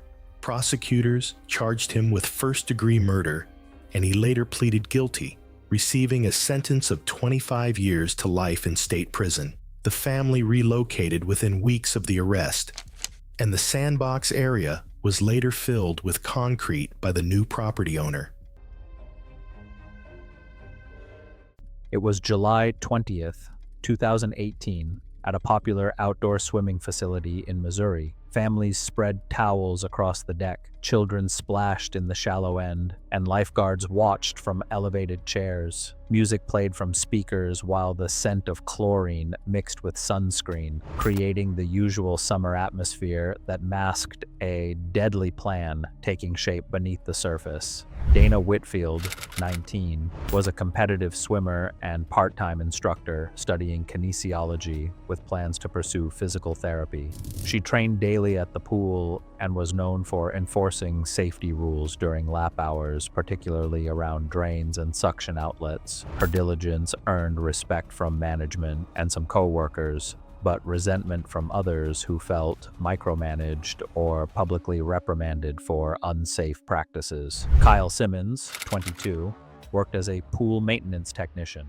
Over the past month, Dana had filed multiple complaints against him for failing to secure equipment, skipping inspections, and leaving drain covers unsecured. The latest report had led to Kyle being removed from independent maintenance duties and reassigned under supervision. Co-workers later reported that he openly blamed Dana for his demotion, calling her overbearing and out to get him. 2 days before the incident, Kyle confronted Dana near the mechanical room, accusing her of targeting him and trying to ruin his summer. Dana documented the interaction with management, but no action was taken. Surveillance later captured Kyle lingering near the mechanical room alone, checking pump systems and suction outlets connected to the deep end, the area where Dana trained most frequently. On the day of the incident, Kyle used his master key to access the pool's mechanical room. He deliberately removed the main drain cover in the deep end and disabled the safety vacuum release system, ensuring full suction remained active. Investigators later confirmed the cover could not have come off accidentally and that Kyle had intentionally bypassed lockout procedures. The pool operated with an older single drain system that had not yet been retrofitted with modern dual outlets. He specifically targeted the drain Dana used during her training sessions, knowing the potential danger. As Dana entered the pool for her lap session, she approached the deep end unaware that the drain cover had been removed. The exposed suction tore her swim cap loose and pinned her torso against the outlet. She struggled to lift her head above water, twisting her body violently, but the hydraulic force prevented her from freeing herself. Panic set in as she flailed, drawing attention from nearby swimmers. Observers noticed an empty stretch of water where Dana had been moments before. Lifeguards Jennifer Walsh and Marcus Thompson dove in and attempted to cover the drain and pull her free. The suction made extraction extremely difficult, taking several minutes before she could be freed. Security footage captured her frantic struggle and the delay caused by the exposed drain. EMS arrived shortly after a 911 call, finding Dana unresponsive. She was transported to the hospital where she was pronounced dead. The medical examiner determined the cause of death to be drowning caused by suction entrapment, with blunt force injuries and prolonged oxygen deprivation consistent with being forcibly held underwater. Evidence of bruising and abrasions confirmed she had struggled intensely against the hydraulic force. Investigators traced access to the mechanical room and tampered drain to Kyle Simmons. During questioning, he admitted removing the drain cover as revenge against Dana for reporting his prior violations. Prosecutors argued that disabling a drain while leaving full suction active in a public pool demonstrated clear knowledge of lethal risk and a targeted intent to harm. Kyle Simmons was convicted of second-degree murder and tampering with safety equipment. He was sentenced to 15 years in prison. Following the incident, the facility implemented mandatory dual verification for all drain systems and restricted solo access to mechanical rooms. Authorities concluded that Dana's death was the direct result of a calculated, targeted, retaliatory act. It was January 8, 2017, and steady snow covered an industrial office park in upstate New York. The complex was nearly empty for the weekend. Parking lots were unplowed, loading docks sat unused, and most offices were dark except for motion-activated security lights. cycling on and off in the distance. Dale Brennan, 44, was a mid-level manager at a small software firm operating out of one of the buildings. He supervised a team of developers and was responsible for performance reviews and scheduling assignments. Co-workers described him as rigid and methodical, someone who enforced deadlines strictly and documented issues carefully. He arrived early most mornings, often working alone before the office filled. Several weeks earlier, Dale had formally documented performance deficiencies for Kevin Pratt, 28, a developer on his team. After multiple warnings and missed deadlines, Dale signed off on Kevin's termination in mid-December. Kevin disputed the decision, telling acquaintances the dismissal was retaliatory and intended to silence complaints he had raised about management practices. He fixated on Dale as the person who finalized the outcome. Although Kevin's employment ended, a security oversight left his access card active. Investigators later determined that in the weeks after his dismissal, Kevin researched chemical injuries, delayed symptom onset, and methods of contamination that would not be immediately detected. When his apartment was searched, handwritten notes and printed office layouts were recovered. On the evening of Sunday, January 8th, access logs showed Kevin entering the building shortly after 8:30 p.m. The office was empty. Carrying a plastic bottle disguised as a sports drink, he moved through the workspace, using his phone as a light source. Inside the bottle was a concentrated alkaline cleaning agent obtained from a residential maintenance supply. Kevin went directly to Brennan's workstation. He partially disassembled the keyboard and applied the caustic solution beneath the keys and along the palm rest area, forcing the gel into seams and contact points where prolonged typing would drive it into the skin. Investigators later concluded the act was intended to punish Brennan personally for the termination Kevin believed had ruined his career. After reassembling the equipment and wiping the exterior clean, Kevin exited the building without triggering alarms. The following morning, Dale arrived early as usual. After beginning work, he noticed his hands felt unusually slick against the keyboard, as if coated in oil. Several minutes later, a deep burning sensation set in, intensifying rapidly. As he reacted, he rubbed his face and wiped his mouth before recognizing the injury. Witnesses later reported that he rushed to a sink, rinsing repeatedly as blistering spread across his palms and fingers. Emergency services were called for chemical exposure. Paramedics found Dale alert but in severe distress, with deep burns to both hands and chemical injury to his lips and oral cavity. He was transported to a regional hospital for treatment. Over the next 48 hours, Dale's condition worsened. Physicians documented progressive tissue damage and chemical aspiration injuries consistent with secondary inhalation. Despite aggressive treatment, infection developed at multiple sites and entered his bloodstream. Dale died 3 days later from complications of chemical burns and resulting sepsis. Hospital staff notified investigators after identifying the contaminated keyboard and mouse. Security logs and surveillance footage confirmed Kevin Pratt's unauthorized entry into the building the night before. A search of his apartment uncovered remaining cleaning chemicals, printed office layouts, and handwritten notes outlining the plan. Kevin was arrested without incident 2 days later. He was charged with second-degree murder and aggravated assault involving a chemical agent. During trial proceedings, prosecutors argued the act was a deliberate attempt to harm Dale Brennan in retaliation for the termination decision. Kevin was convicted on all counts and sentenced to a lengthy prison term. Investigators concluded the attack was a targeted act of revenge. The company later revised its access termination procedures, and the case was formally closed following sentencing. It was July 17, 2015, on the eastern edge of Albuquerque, New Mexico. That part of the city is flat and industrial. Salvage yards, auto dismantlers, chain link fencing lining the outer roads. The kind of area that has legitimate reasons for chemicals and heavy equipment sitting around, and absolutely no foot traffic once the businesses closed for the day. Prentice Cray was 44 years old. Minor charges on his record, nothing that ever stuck. Always a way out through a good lawyer or someone willing to say the right thing at the right time. That pattern had worked for him for years. Of course, he had no reason to think it would stop. In July 2014, Cray drove to a casino in Albuquerque with his girlfriend's 9-year-old daughter Avery in the car. He parked and went inside. The temperature that day was 97 degrees Fahrenheit. A parking attendant found Avery unresponsive during a routine pass through the lot.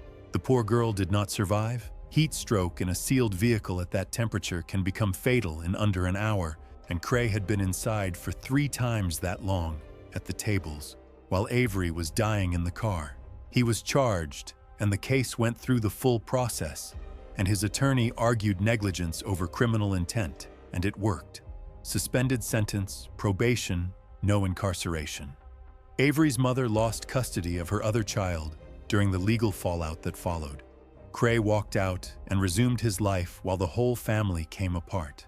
Avery's uncle, Harvey Boone, was the one who drove 4 hours to identify her body.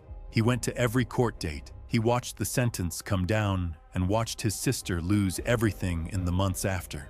Harvey had his own probation from a prior assault conviction in 2011, mandatory monthly check-ins at a supervision office in Albuquerque, which he kept without exception through 2014 and into 2015.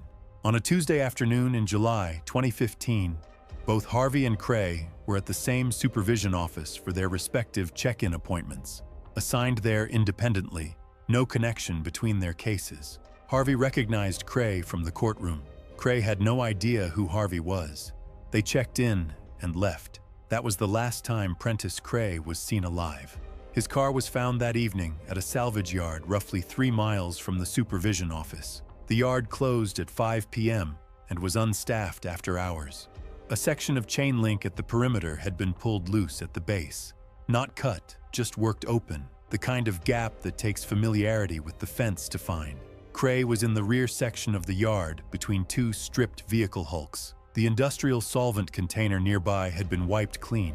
The compound was a heavy-grade parts cleaning solution, the kind with legitimate reasons to be on a salvage yard property, the kind that is available through commercial supply distributors without any special licensing. Harvey Boone's whereabouts after the supervision office that afternoon were never formally established.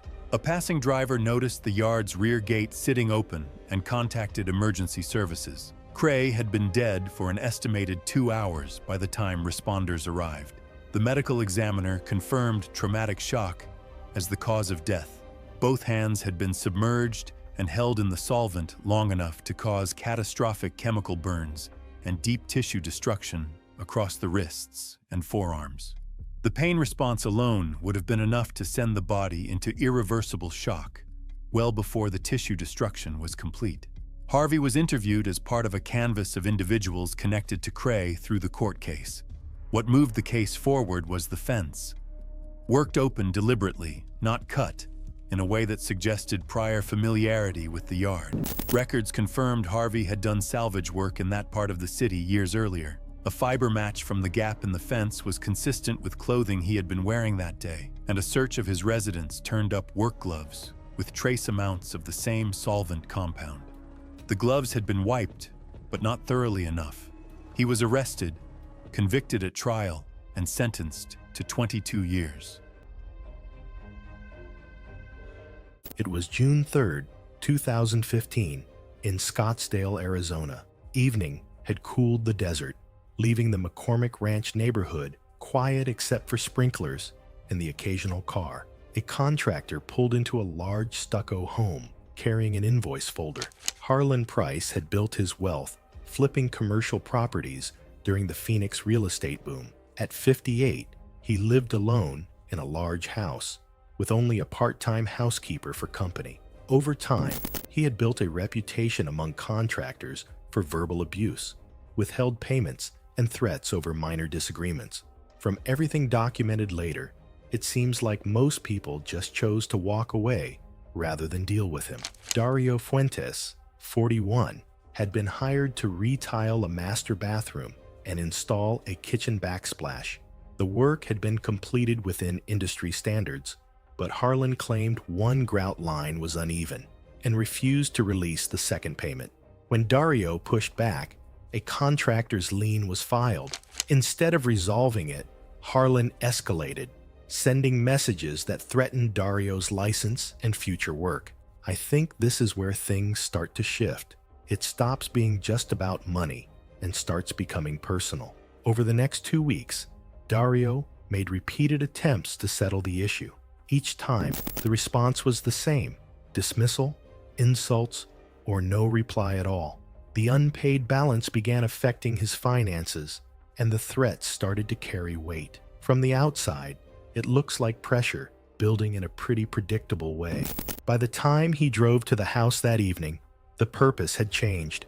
The invoice folder was still in his hand, but I don't think that was really why he was there anymore. Harlan answered the door, already irritated. He had been drinking, and the house was empty, except for the two of them. Inside the kitchen, the conversation broke down quickly. He repeated that he wasn't paying, called the work substandard, and told Dario to leave.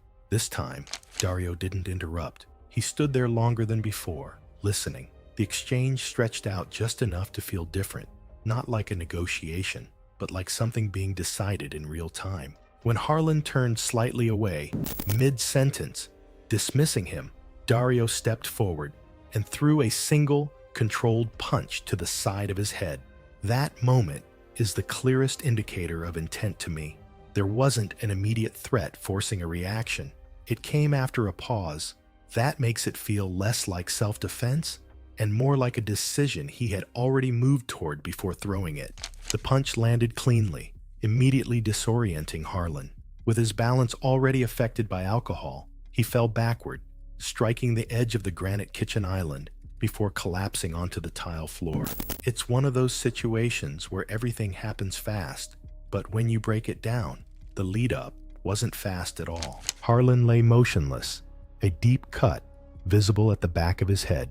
The initial strike caused neurological disruption, and the impact against the granite resulted in a skull fracture and internal bleeding. Dario didn't stay. After a brief pause, he turned and left the house, getting back into his truck and driving away from the property. Harlan was discovered later and transported to a hospital, but never regained consciousness. Security footage and prior messages suggested the incident stemmed from a prolonged dispute rather than a sudden reaction, and medical authorities confirmed he died from blunt force, head trauma, worsened by alcohol. Dario was identified through prior messages and records linking him to the property and was arrested at his home 2 days later without incident. He was later convicted of voluntary manslaughter and received a sentence of 10 to 12 years. Harlan's estate was sold, the contractor's lien settled, and Dario's business dissolved during his sentence. To me, this case doesn't hinge on the punch itself. It hinges on everything that happened before it. That slow buildup, the repeated attempts, the frustration turning into something more focused.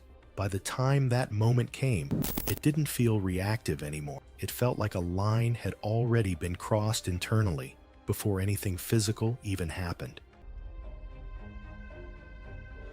It was June 17th, 2017, at a coastal resort in Florida, where afternoon heat reflected off the concrete decking surrounding a kidney-shaped pool 3 to 8 feet deep. Several lifeguard stations monitored the area, with underwater lighting providing clear visibility to the pool bottom. Arvi Kabar, 29, worked as head lifeguard, certified for 6 years, and holding water safety instructor certification since 2013. He had received 3 workplace notes since 2015 regarding distraction during duty hours, including using a mobile phone or reading material during shifts. Supervisors recommended additional attentiveness training, though his credentials remained valid, and he had no prior fatal incident history. 3 days earlier, 7-year-old Drac Slovin nearly drowned in the resort pool, while Arvi was reportedly using his phone during active swimming hours. Surveillance review later showed Drac struggling underwater for nearly 2 minutes before another guest pulled him from the water. Drac required emergency resuscitation for water inhalation and was discharged the following day. Edna Slovin, Drac's mother, spent the following days reviewing footage and discussing the incident with resort management. believing Arvy's inattention endangered her son's life. Edna Slovin, 34, was a nurse living in the same city. According to later statements, she became consumed by anger after seeing the footage repeatedly. She felt Arvy's behavior represented negligence that nearly killed her child. Edna told investigators she could not accept that her son almost died because of carelessness. That afternoon, Arvy was completing his third consecutive 10-hour shift. During a brief break, he sat on the concrete pool steps in the shallow section. Edna approached him and initiated conversation, first asking about his lifeguard training and professional experience. The discussion escalated when Edna accused him of failing to protect her son and demanded an explanation for his distracted behavior. Witnesses later reported that Edna suddenly grabbed Arvy's shoulders and pushed him backward into approximately 3 feet of water near the pool steps. Arvy lost balance and fell backward against the submerged concrete steps, striking the side of his head before sliding partially into the water. Witnesses later stated he appeared momentarily disoriented as Edna entered the pool and pressed her weight forward, forcing his head and upper torso beneath the surface while he remained partially pinned against the step edge. Although he attempted to push upward, his movements were described as uncoordinated during the initial seconds of submersion. The struggle continued for over a minute before nearby guests intervened and physically pulled Edna away. During the struggle, Arvy inhaled pool water while submerged. After being released, he surfaced coughing and struggling to breathe.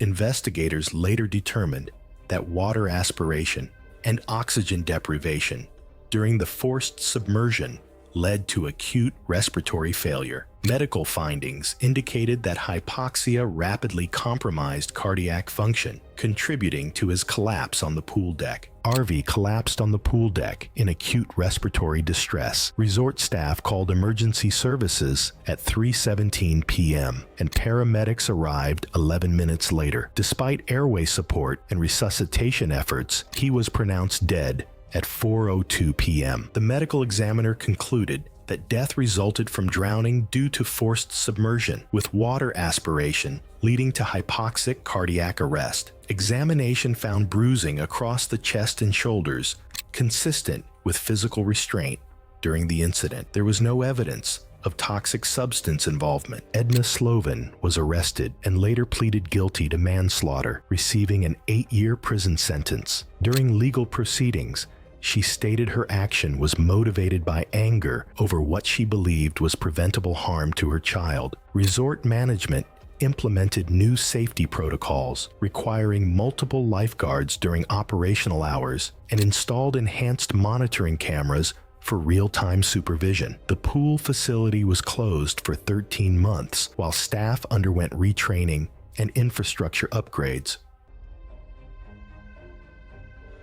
It was October 3rd, 2017, at a suburban daycare center in Austin, Texas. The afternoon sun warmed the playground. Laughter echoed from children on swings, and caregivers moved between snack time and nap time. Nothing suggested that the day would end in tragedy. Among the staff was Marissa Clark, 29, a dedicated preschool teacher known for her strict adherence to safety rules and routines. She insisted that gates remain latched, toys be sanitized, and children be supervised at all times. Parents appreciated her vigilance, but some co-workers found her meticulous approach frustrating, especially James Frazier, a maintenance assistant who often resented being corrected for safety lapses. Over the months, Marissa had reported James multiple times for skipping safety checks, leaving gates unlatched, using broken equipment, and neglecting minor repairs. Each report triggered formal warnings from management. James felt humiliated and blamed Marissa for what he saw as constant interference in his work. Co-workers later testified that he frequently expressed frustration with her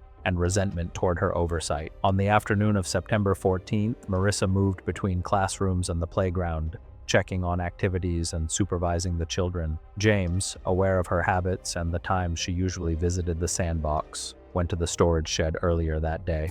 There, He unlocked the emergency release mechanism for the large sandbox gate and carefully adjusted the hinge and latch so that the gate appeared secure but would fail under pressure. Marissa approached the sandbox area to supervise the children and bent to lift a backpack near the edge. The large gate she leaned against, previously appearing solid and secure, gave way almost immediately. The hinge, weakened and altered, failed silently at first. Then the top of the gate swung outward with sudden force, striking her chest and driving her backward against the concrete edging of the sandbox. The impact knocked the breath from her lungs, and she stumbled before the heavy metal frame pinned her torso, trapping her against the hard surface. Marissa's arms shot out instinctively, fingers clawing at the gate and the surrounding sand as she tried to shift her weight and free herself. Each movement only caused the gate to press harder against her, the angle and leverage working against her. The cold metal frame cut into her clothing and skin, leaving marks as she struggled. Her breathing grew labored, chest rising and falling in shallow gasps as panic set in, and the children's cries filled the air with a piercing urgency. Nearby staff rushed to lift the gate, but the heavy metal shifted unpredictably, trapping her further. Marissa twisted and pushed with all her strength, struggling to breathe as pressure built. Children cried out or froze in fear while staff coordinated their efforts, but the altered hinge and weight kept her pinned. After several agonizing minutes, her movements slowed, and she went limp.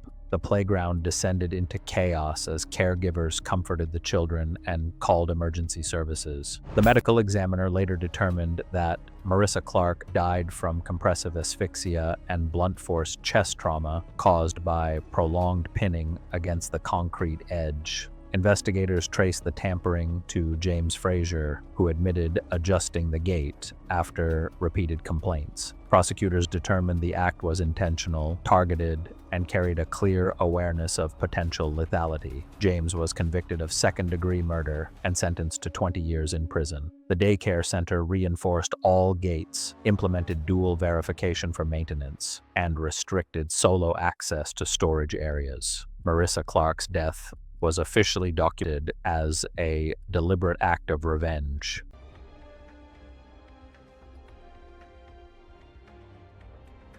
It was January 8th, 2016, on the outskirts of Rockford, Illinois. Not the kind of area that gets much attention, just a corridor of foreclosed properties and empty lots that had been sitting untouched since the 2008 collapse. Nobody checked on those buildings. Nobody had any reason to. Wavni Pitts was 38 years old, the kind of guy who never quite committed to anything legitimate, but never crossed far enough into anything serious to get caught either. Odd contracting jobs, frequent address changes, a small circle of people who owed him favors. His younger brother Damon was cut from a completely different cloth. By 2013, Damon had been away from his old circles for nearly 3 years. He had a partner named Bet Crow, a newborn son, and a warehouse logistics job he showed up to every single day. He was building something real, and everyone around him could see it. What Damon did not know was that their father's estate had a modest inheritance attached to it, and that if Damon was out of the picture, that share went entirely to Wavin. That was apparently enough. In March 2013, Wavna made an anonymous call to a number connected to a crew Damon had left on bad terms years earlier. He gave them Damon's current address and the hours he kept. 3 days later, Damon was shot in his own driveway. Bet was inside the house with their newborn son when it happened. She heard the shots. By the time she got to the door, there was nothing she could do. The case went cold fast with no arrests and no named suspects. Basically nothing to move it forward. Bet raised their son alone and kept going the way you do when you have no other choice. About 2 years later, she was going through a box of Damon's things she had never been able to open and found a prepaid phone she did not recognize. She found someone she trusted who could pull what was on it. One outgoing call made the night before Damon was killed to a number that came back to Wavna. That was all she needed. I don't know how she lived with that, knowing exactly what he had done and still coming home to that child every night. In early January 2016, Wavna was reported missing by a woman he had been staying with. He had walked out one evening without explanation and never came back. His car turned up 2 days later, parked on a residential street, 4 blocks from a foreclosed property on the edge of town. Inside the basement, Wavne was found chained to a load-bearing support beam by his left wrist. Heavy gauge chain, padlock, no key on the premises. The medical examiner noted blunt force bruising to the back of the skull consistent with a single strike. He had not been restrained in a struggle. He had been put there while he was already out. About 4 feet away from where he was sitting, there was a plastic bucket of water on the floor. The chain length allowed him to get within roughly 8 inches of it, but no further. He had been there for an estimated 6 days, based on the state of the body and the progression of organ failure the medical examiner documented. The human body without water deteriorates in a very specific way. Cognitive decline within the first day, significant organ stress by day 3, kidney failure not long after. A basement in an Illinois winter sits at around 47 degrees Fahrenheit, which slows some processes but does not stop them. The scratch marks on the concrete floor and the groove worn into the beam told you everything about how those 6 days went. An anonymous call directed responders to the property. Wavne had been dead for an estimated 18 to 24 hours by the time they reached him. Cause of death was confirmed as acute renal failure consistent with prolonged fluid deprivation. Bet Crow was interviewed once. Her alibi, travel records showing she had taken her son to stay with a relative out of state that week, held without issue. The investigation stayed open and produced nothing actionable. It was August 19th, 2016, in Columbus, Ohio. The Hilliard suburb was quiet, the summer heat fading, as a resident worked on a laptop inside a modest rental house, unaware that someone had been watching the home for weeks. Terrence Mulvey had built his identity around his social media channel, a modest operation with tens of thousands of followers who followed his local food reviews and amateur comedy sketches. At 27, he supplemented his part-time print shop income with modest AdSense revenue and occasional local sponsorships. He lived alone, spending most evenings editing content in a cramped bedroom. Online, his persona was confrontational. He regularly engaged in comment arguments and publicly called out anyone he felt had wronged him. I feel like when your whole identity is tied to something like that, it's easy to take things way too personally. 6 months earlier, Deja Patton, 25, had posted a video exposing Terrence for allegedly stealing money from a group trip fund and sending harassing messages to a woman in their circle. The video had only 6,200 views, but its impact on Terrence's small online presence was severe. He lost a sponsorship deal and thousands of followers. 2 poorly received response videos and his increasingly aggressive messages to Deja only worsened his situation, culminating in his obsession with what he considered the destruction of his career. He spent hours researching Deja's personal information online, eventually identifying her address and repeatedly driving past her home. This is the point where it stops being online drama and turns into something real and dangerous. That Friday evening, Terrence parked 2 streets away and approached Deja's house on foot, wearing a ski mask and carrying a folding utility knife. He had told a mutual friend he planned to force Deja to take down the video, ignoring advice to let it go. When he knocked, Deja answered, already recording with her phone on a nearby shelf. Having been warned, he had been asking about her whereabouts. Terrence demanded that the recording be turned off and lunged to grab the device. Deja backed into the hallway as he forced his way inside, grabbing her throat and slamming her against the wall. The phone fell to the floor, but continued recording, capturing both audio and partial video of the escalating assault. At this point, I don't even see this as a confrontation anymore. It's clearly an attack. A roommate, hearing the struggle from a back bedroom, quickly retrieved a legally owned handgun and stepped into the hallway. Tension and fear filled the air as she confronted Terrence, who continued to struggle and resist. She fired 2 shots at close range. The first struck him in the upper chest, puncturing a lung and causing immediate pain and shock. The second hit his neck, severing major blood vessels and causing rapid blood loss. Terrence collapsed in the doorway, blood pooling rapidly around him. Deja, bruised but otherwise unharmed, quickly retrieved her phone and paused the recording, trembling from the encounter.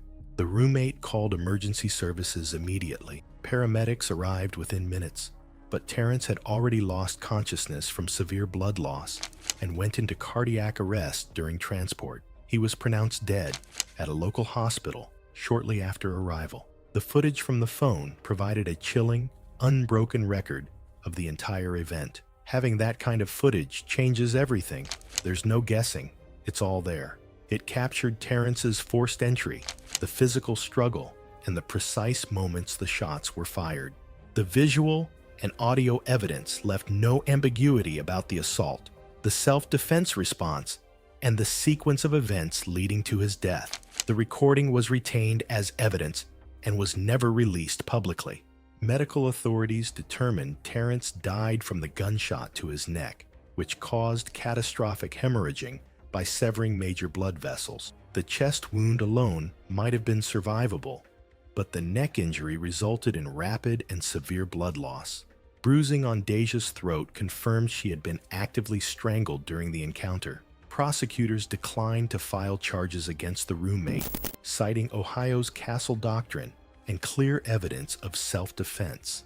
Honestly, I don't see how this could have ended differently once it got to that point. Following the incident, Terrence's social media channel saw a noticeable surge in viewers as news of the case spread. His family requested the platform remove the channel, which it did after 31 days.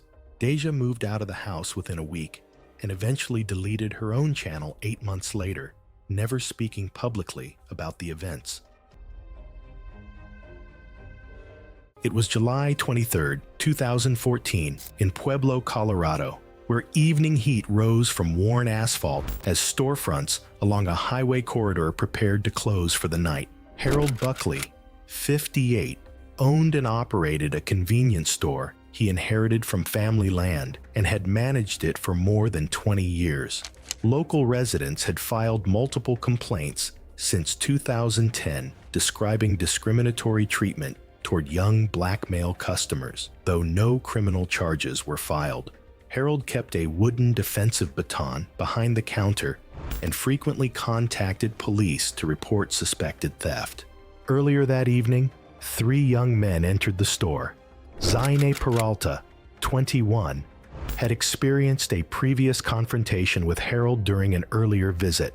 Surveillance observations later used in court showed Harold moving closely behind the group while they browsed the aisles. When Peralta placed a candy bar inside his pocket while continuing to walk, Harold accused him of theft. Peralta removed the candy bar and placed it on the counter, explaining he intended to purchase it with other items. Harold demanded Peralta empty his pockets and attempted to physically hold his arm while threatening to call police. The confrontation escalated verbally inside the narrow aisle. Peralta, Ziljian Carter, and Keon Hayes left the store without purchasing anything. During the drive around town afterward, the group discussed the incident. Peralta expressed anger over repeated treatment he considered racial profiling and humiliation inside the store.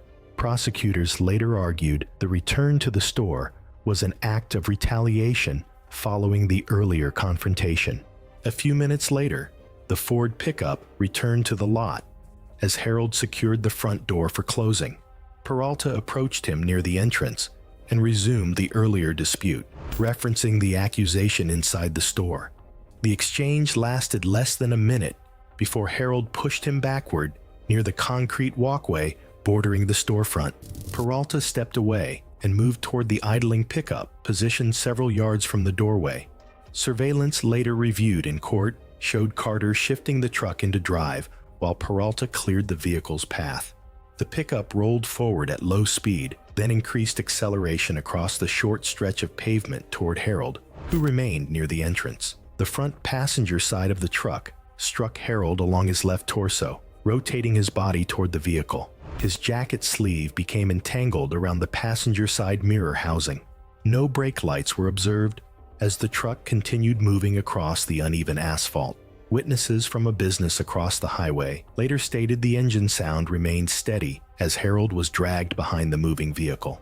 The dragging extended roughly 150 feet toward a storage structure behind the building, with the vehicle maintaining a straight path across the lot.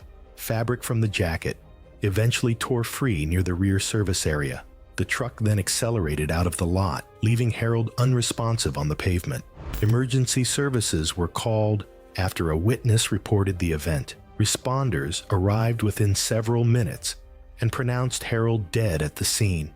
The cause of death was catastrophic internal bleeding, resulting from rupture of major abdominal organs, combined with severe blunt force trauma to the head and skeletal system. Medical examination recorded fractures in the skull, ribs, pelvis, and both legs, along with widespread abrasion injuries consistent with prolonged dragging against rough pavement. Carter was convicted of murder and sentenced to life imprisonment. Peralta and Hayes were convicted as accessories for their roles in the retaliatory return to the store. The store was closed for 3 months before being sold to a regional retail operator.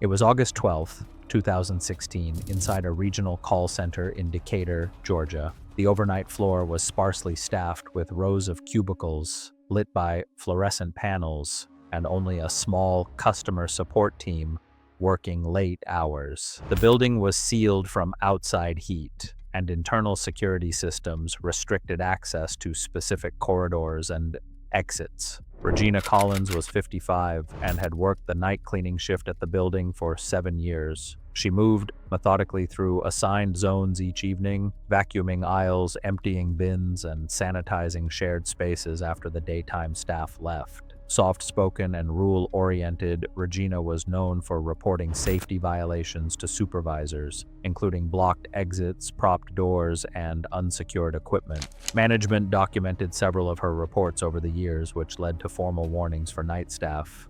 Derek Hale, 26, worked overnight customer support and had been written up twice in the prior 6 months. Both incidents tied directly to complaints Regina submitted after finding him smoking near the rear exit and using the emergency stairwell for unauthorized breaks. The most recent complaint resulted in Derek losing eligibility for an internal promotion and receiving a written reprimand that was read aloud during a team meeting. Coworkers later reported that Derek openly blamed Regina for ruining his job and referred to her as the reason nobody could relax on nights anymore. 2 days before the incident, Derek confronted Regina in the hallway near the supply closet, accusing her of reporting him and costing him money. Regina did not respond and documented the interaction with her supervisor. That report was forwarded to Human Resources but had not yet been addressed. Security footage later showed Derek pacing near the rear corridor for several minutes that night, watching Regina clean offices near the storage area adjacent to the emergency exit. Derek entered the maintenance room and removed a heavy industrial padlock normally reserved for securing exterior dumpsters. He walked to the rear emergency exit, the route Regina routinely used to access the storage area, and looped a heavy-duty chain through the panic bar, securing it with the industrial padlock. He tested the handle twice to confirm it would not open, then returned to his workstation. Investigators later confirmed that Derek knew Regina was working alone in that section and that the locked door eliminated her closest exit. An electrical fault in a nearby storage area ignited plastic containers and insulation, producing thick black smoke that spread rapidly through the rear corridor. Fire alarms activated immediately. Night staff evacuated through the main exits within minutes. Regina, positioned near the storage area, moved instinctively toward the rear exit she had used hundreds of times before. Security footage showed Regina reaching the locked exit and pulling the handle repeatedly as smoke rapidly filled the corridor. She dropped to the floor to avoid the fumes, attempted to retreat toward the front exits, then returned to the door and struck it before collapsing nearby. Fire crews later found her unconscious near the storage room window, and she was pronounced dead at the hospital. The medical examiner determined she died from smoke inhalation and carbon monoxide poisoning. Additional footage confirmed Derek had locked the exit shortly before the fire. During questioning, he admitted he did so to punish Regina and acknowledged he knew she was working alone near that door. Prosecutors concluded the act was deliberate, targeted, and carried out with clear awareness of the danger posed by sealing an occupied emergency exit. Derek Hale was convicted of murder and interference with emergency egress and sentenced to 25 years in prison. Investigators concluded that Regina Collins would have escaped if the emergency exit had not been deliberately blocked, and ruled her death the direct result of a targeted retaliatory act.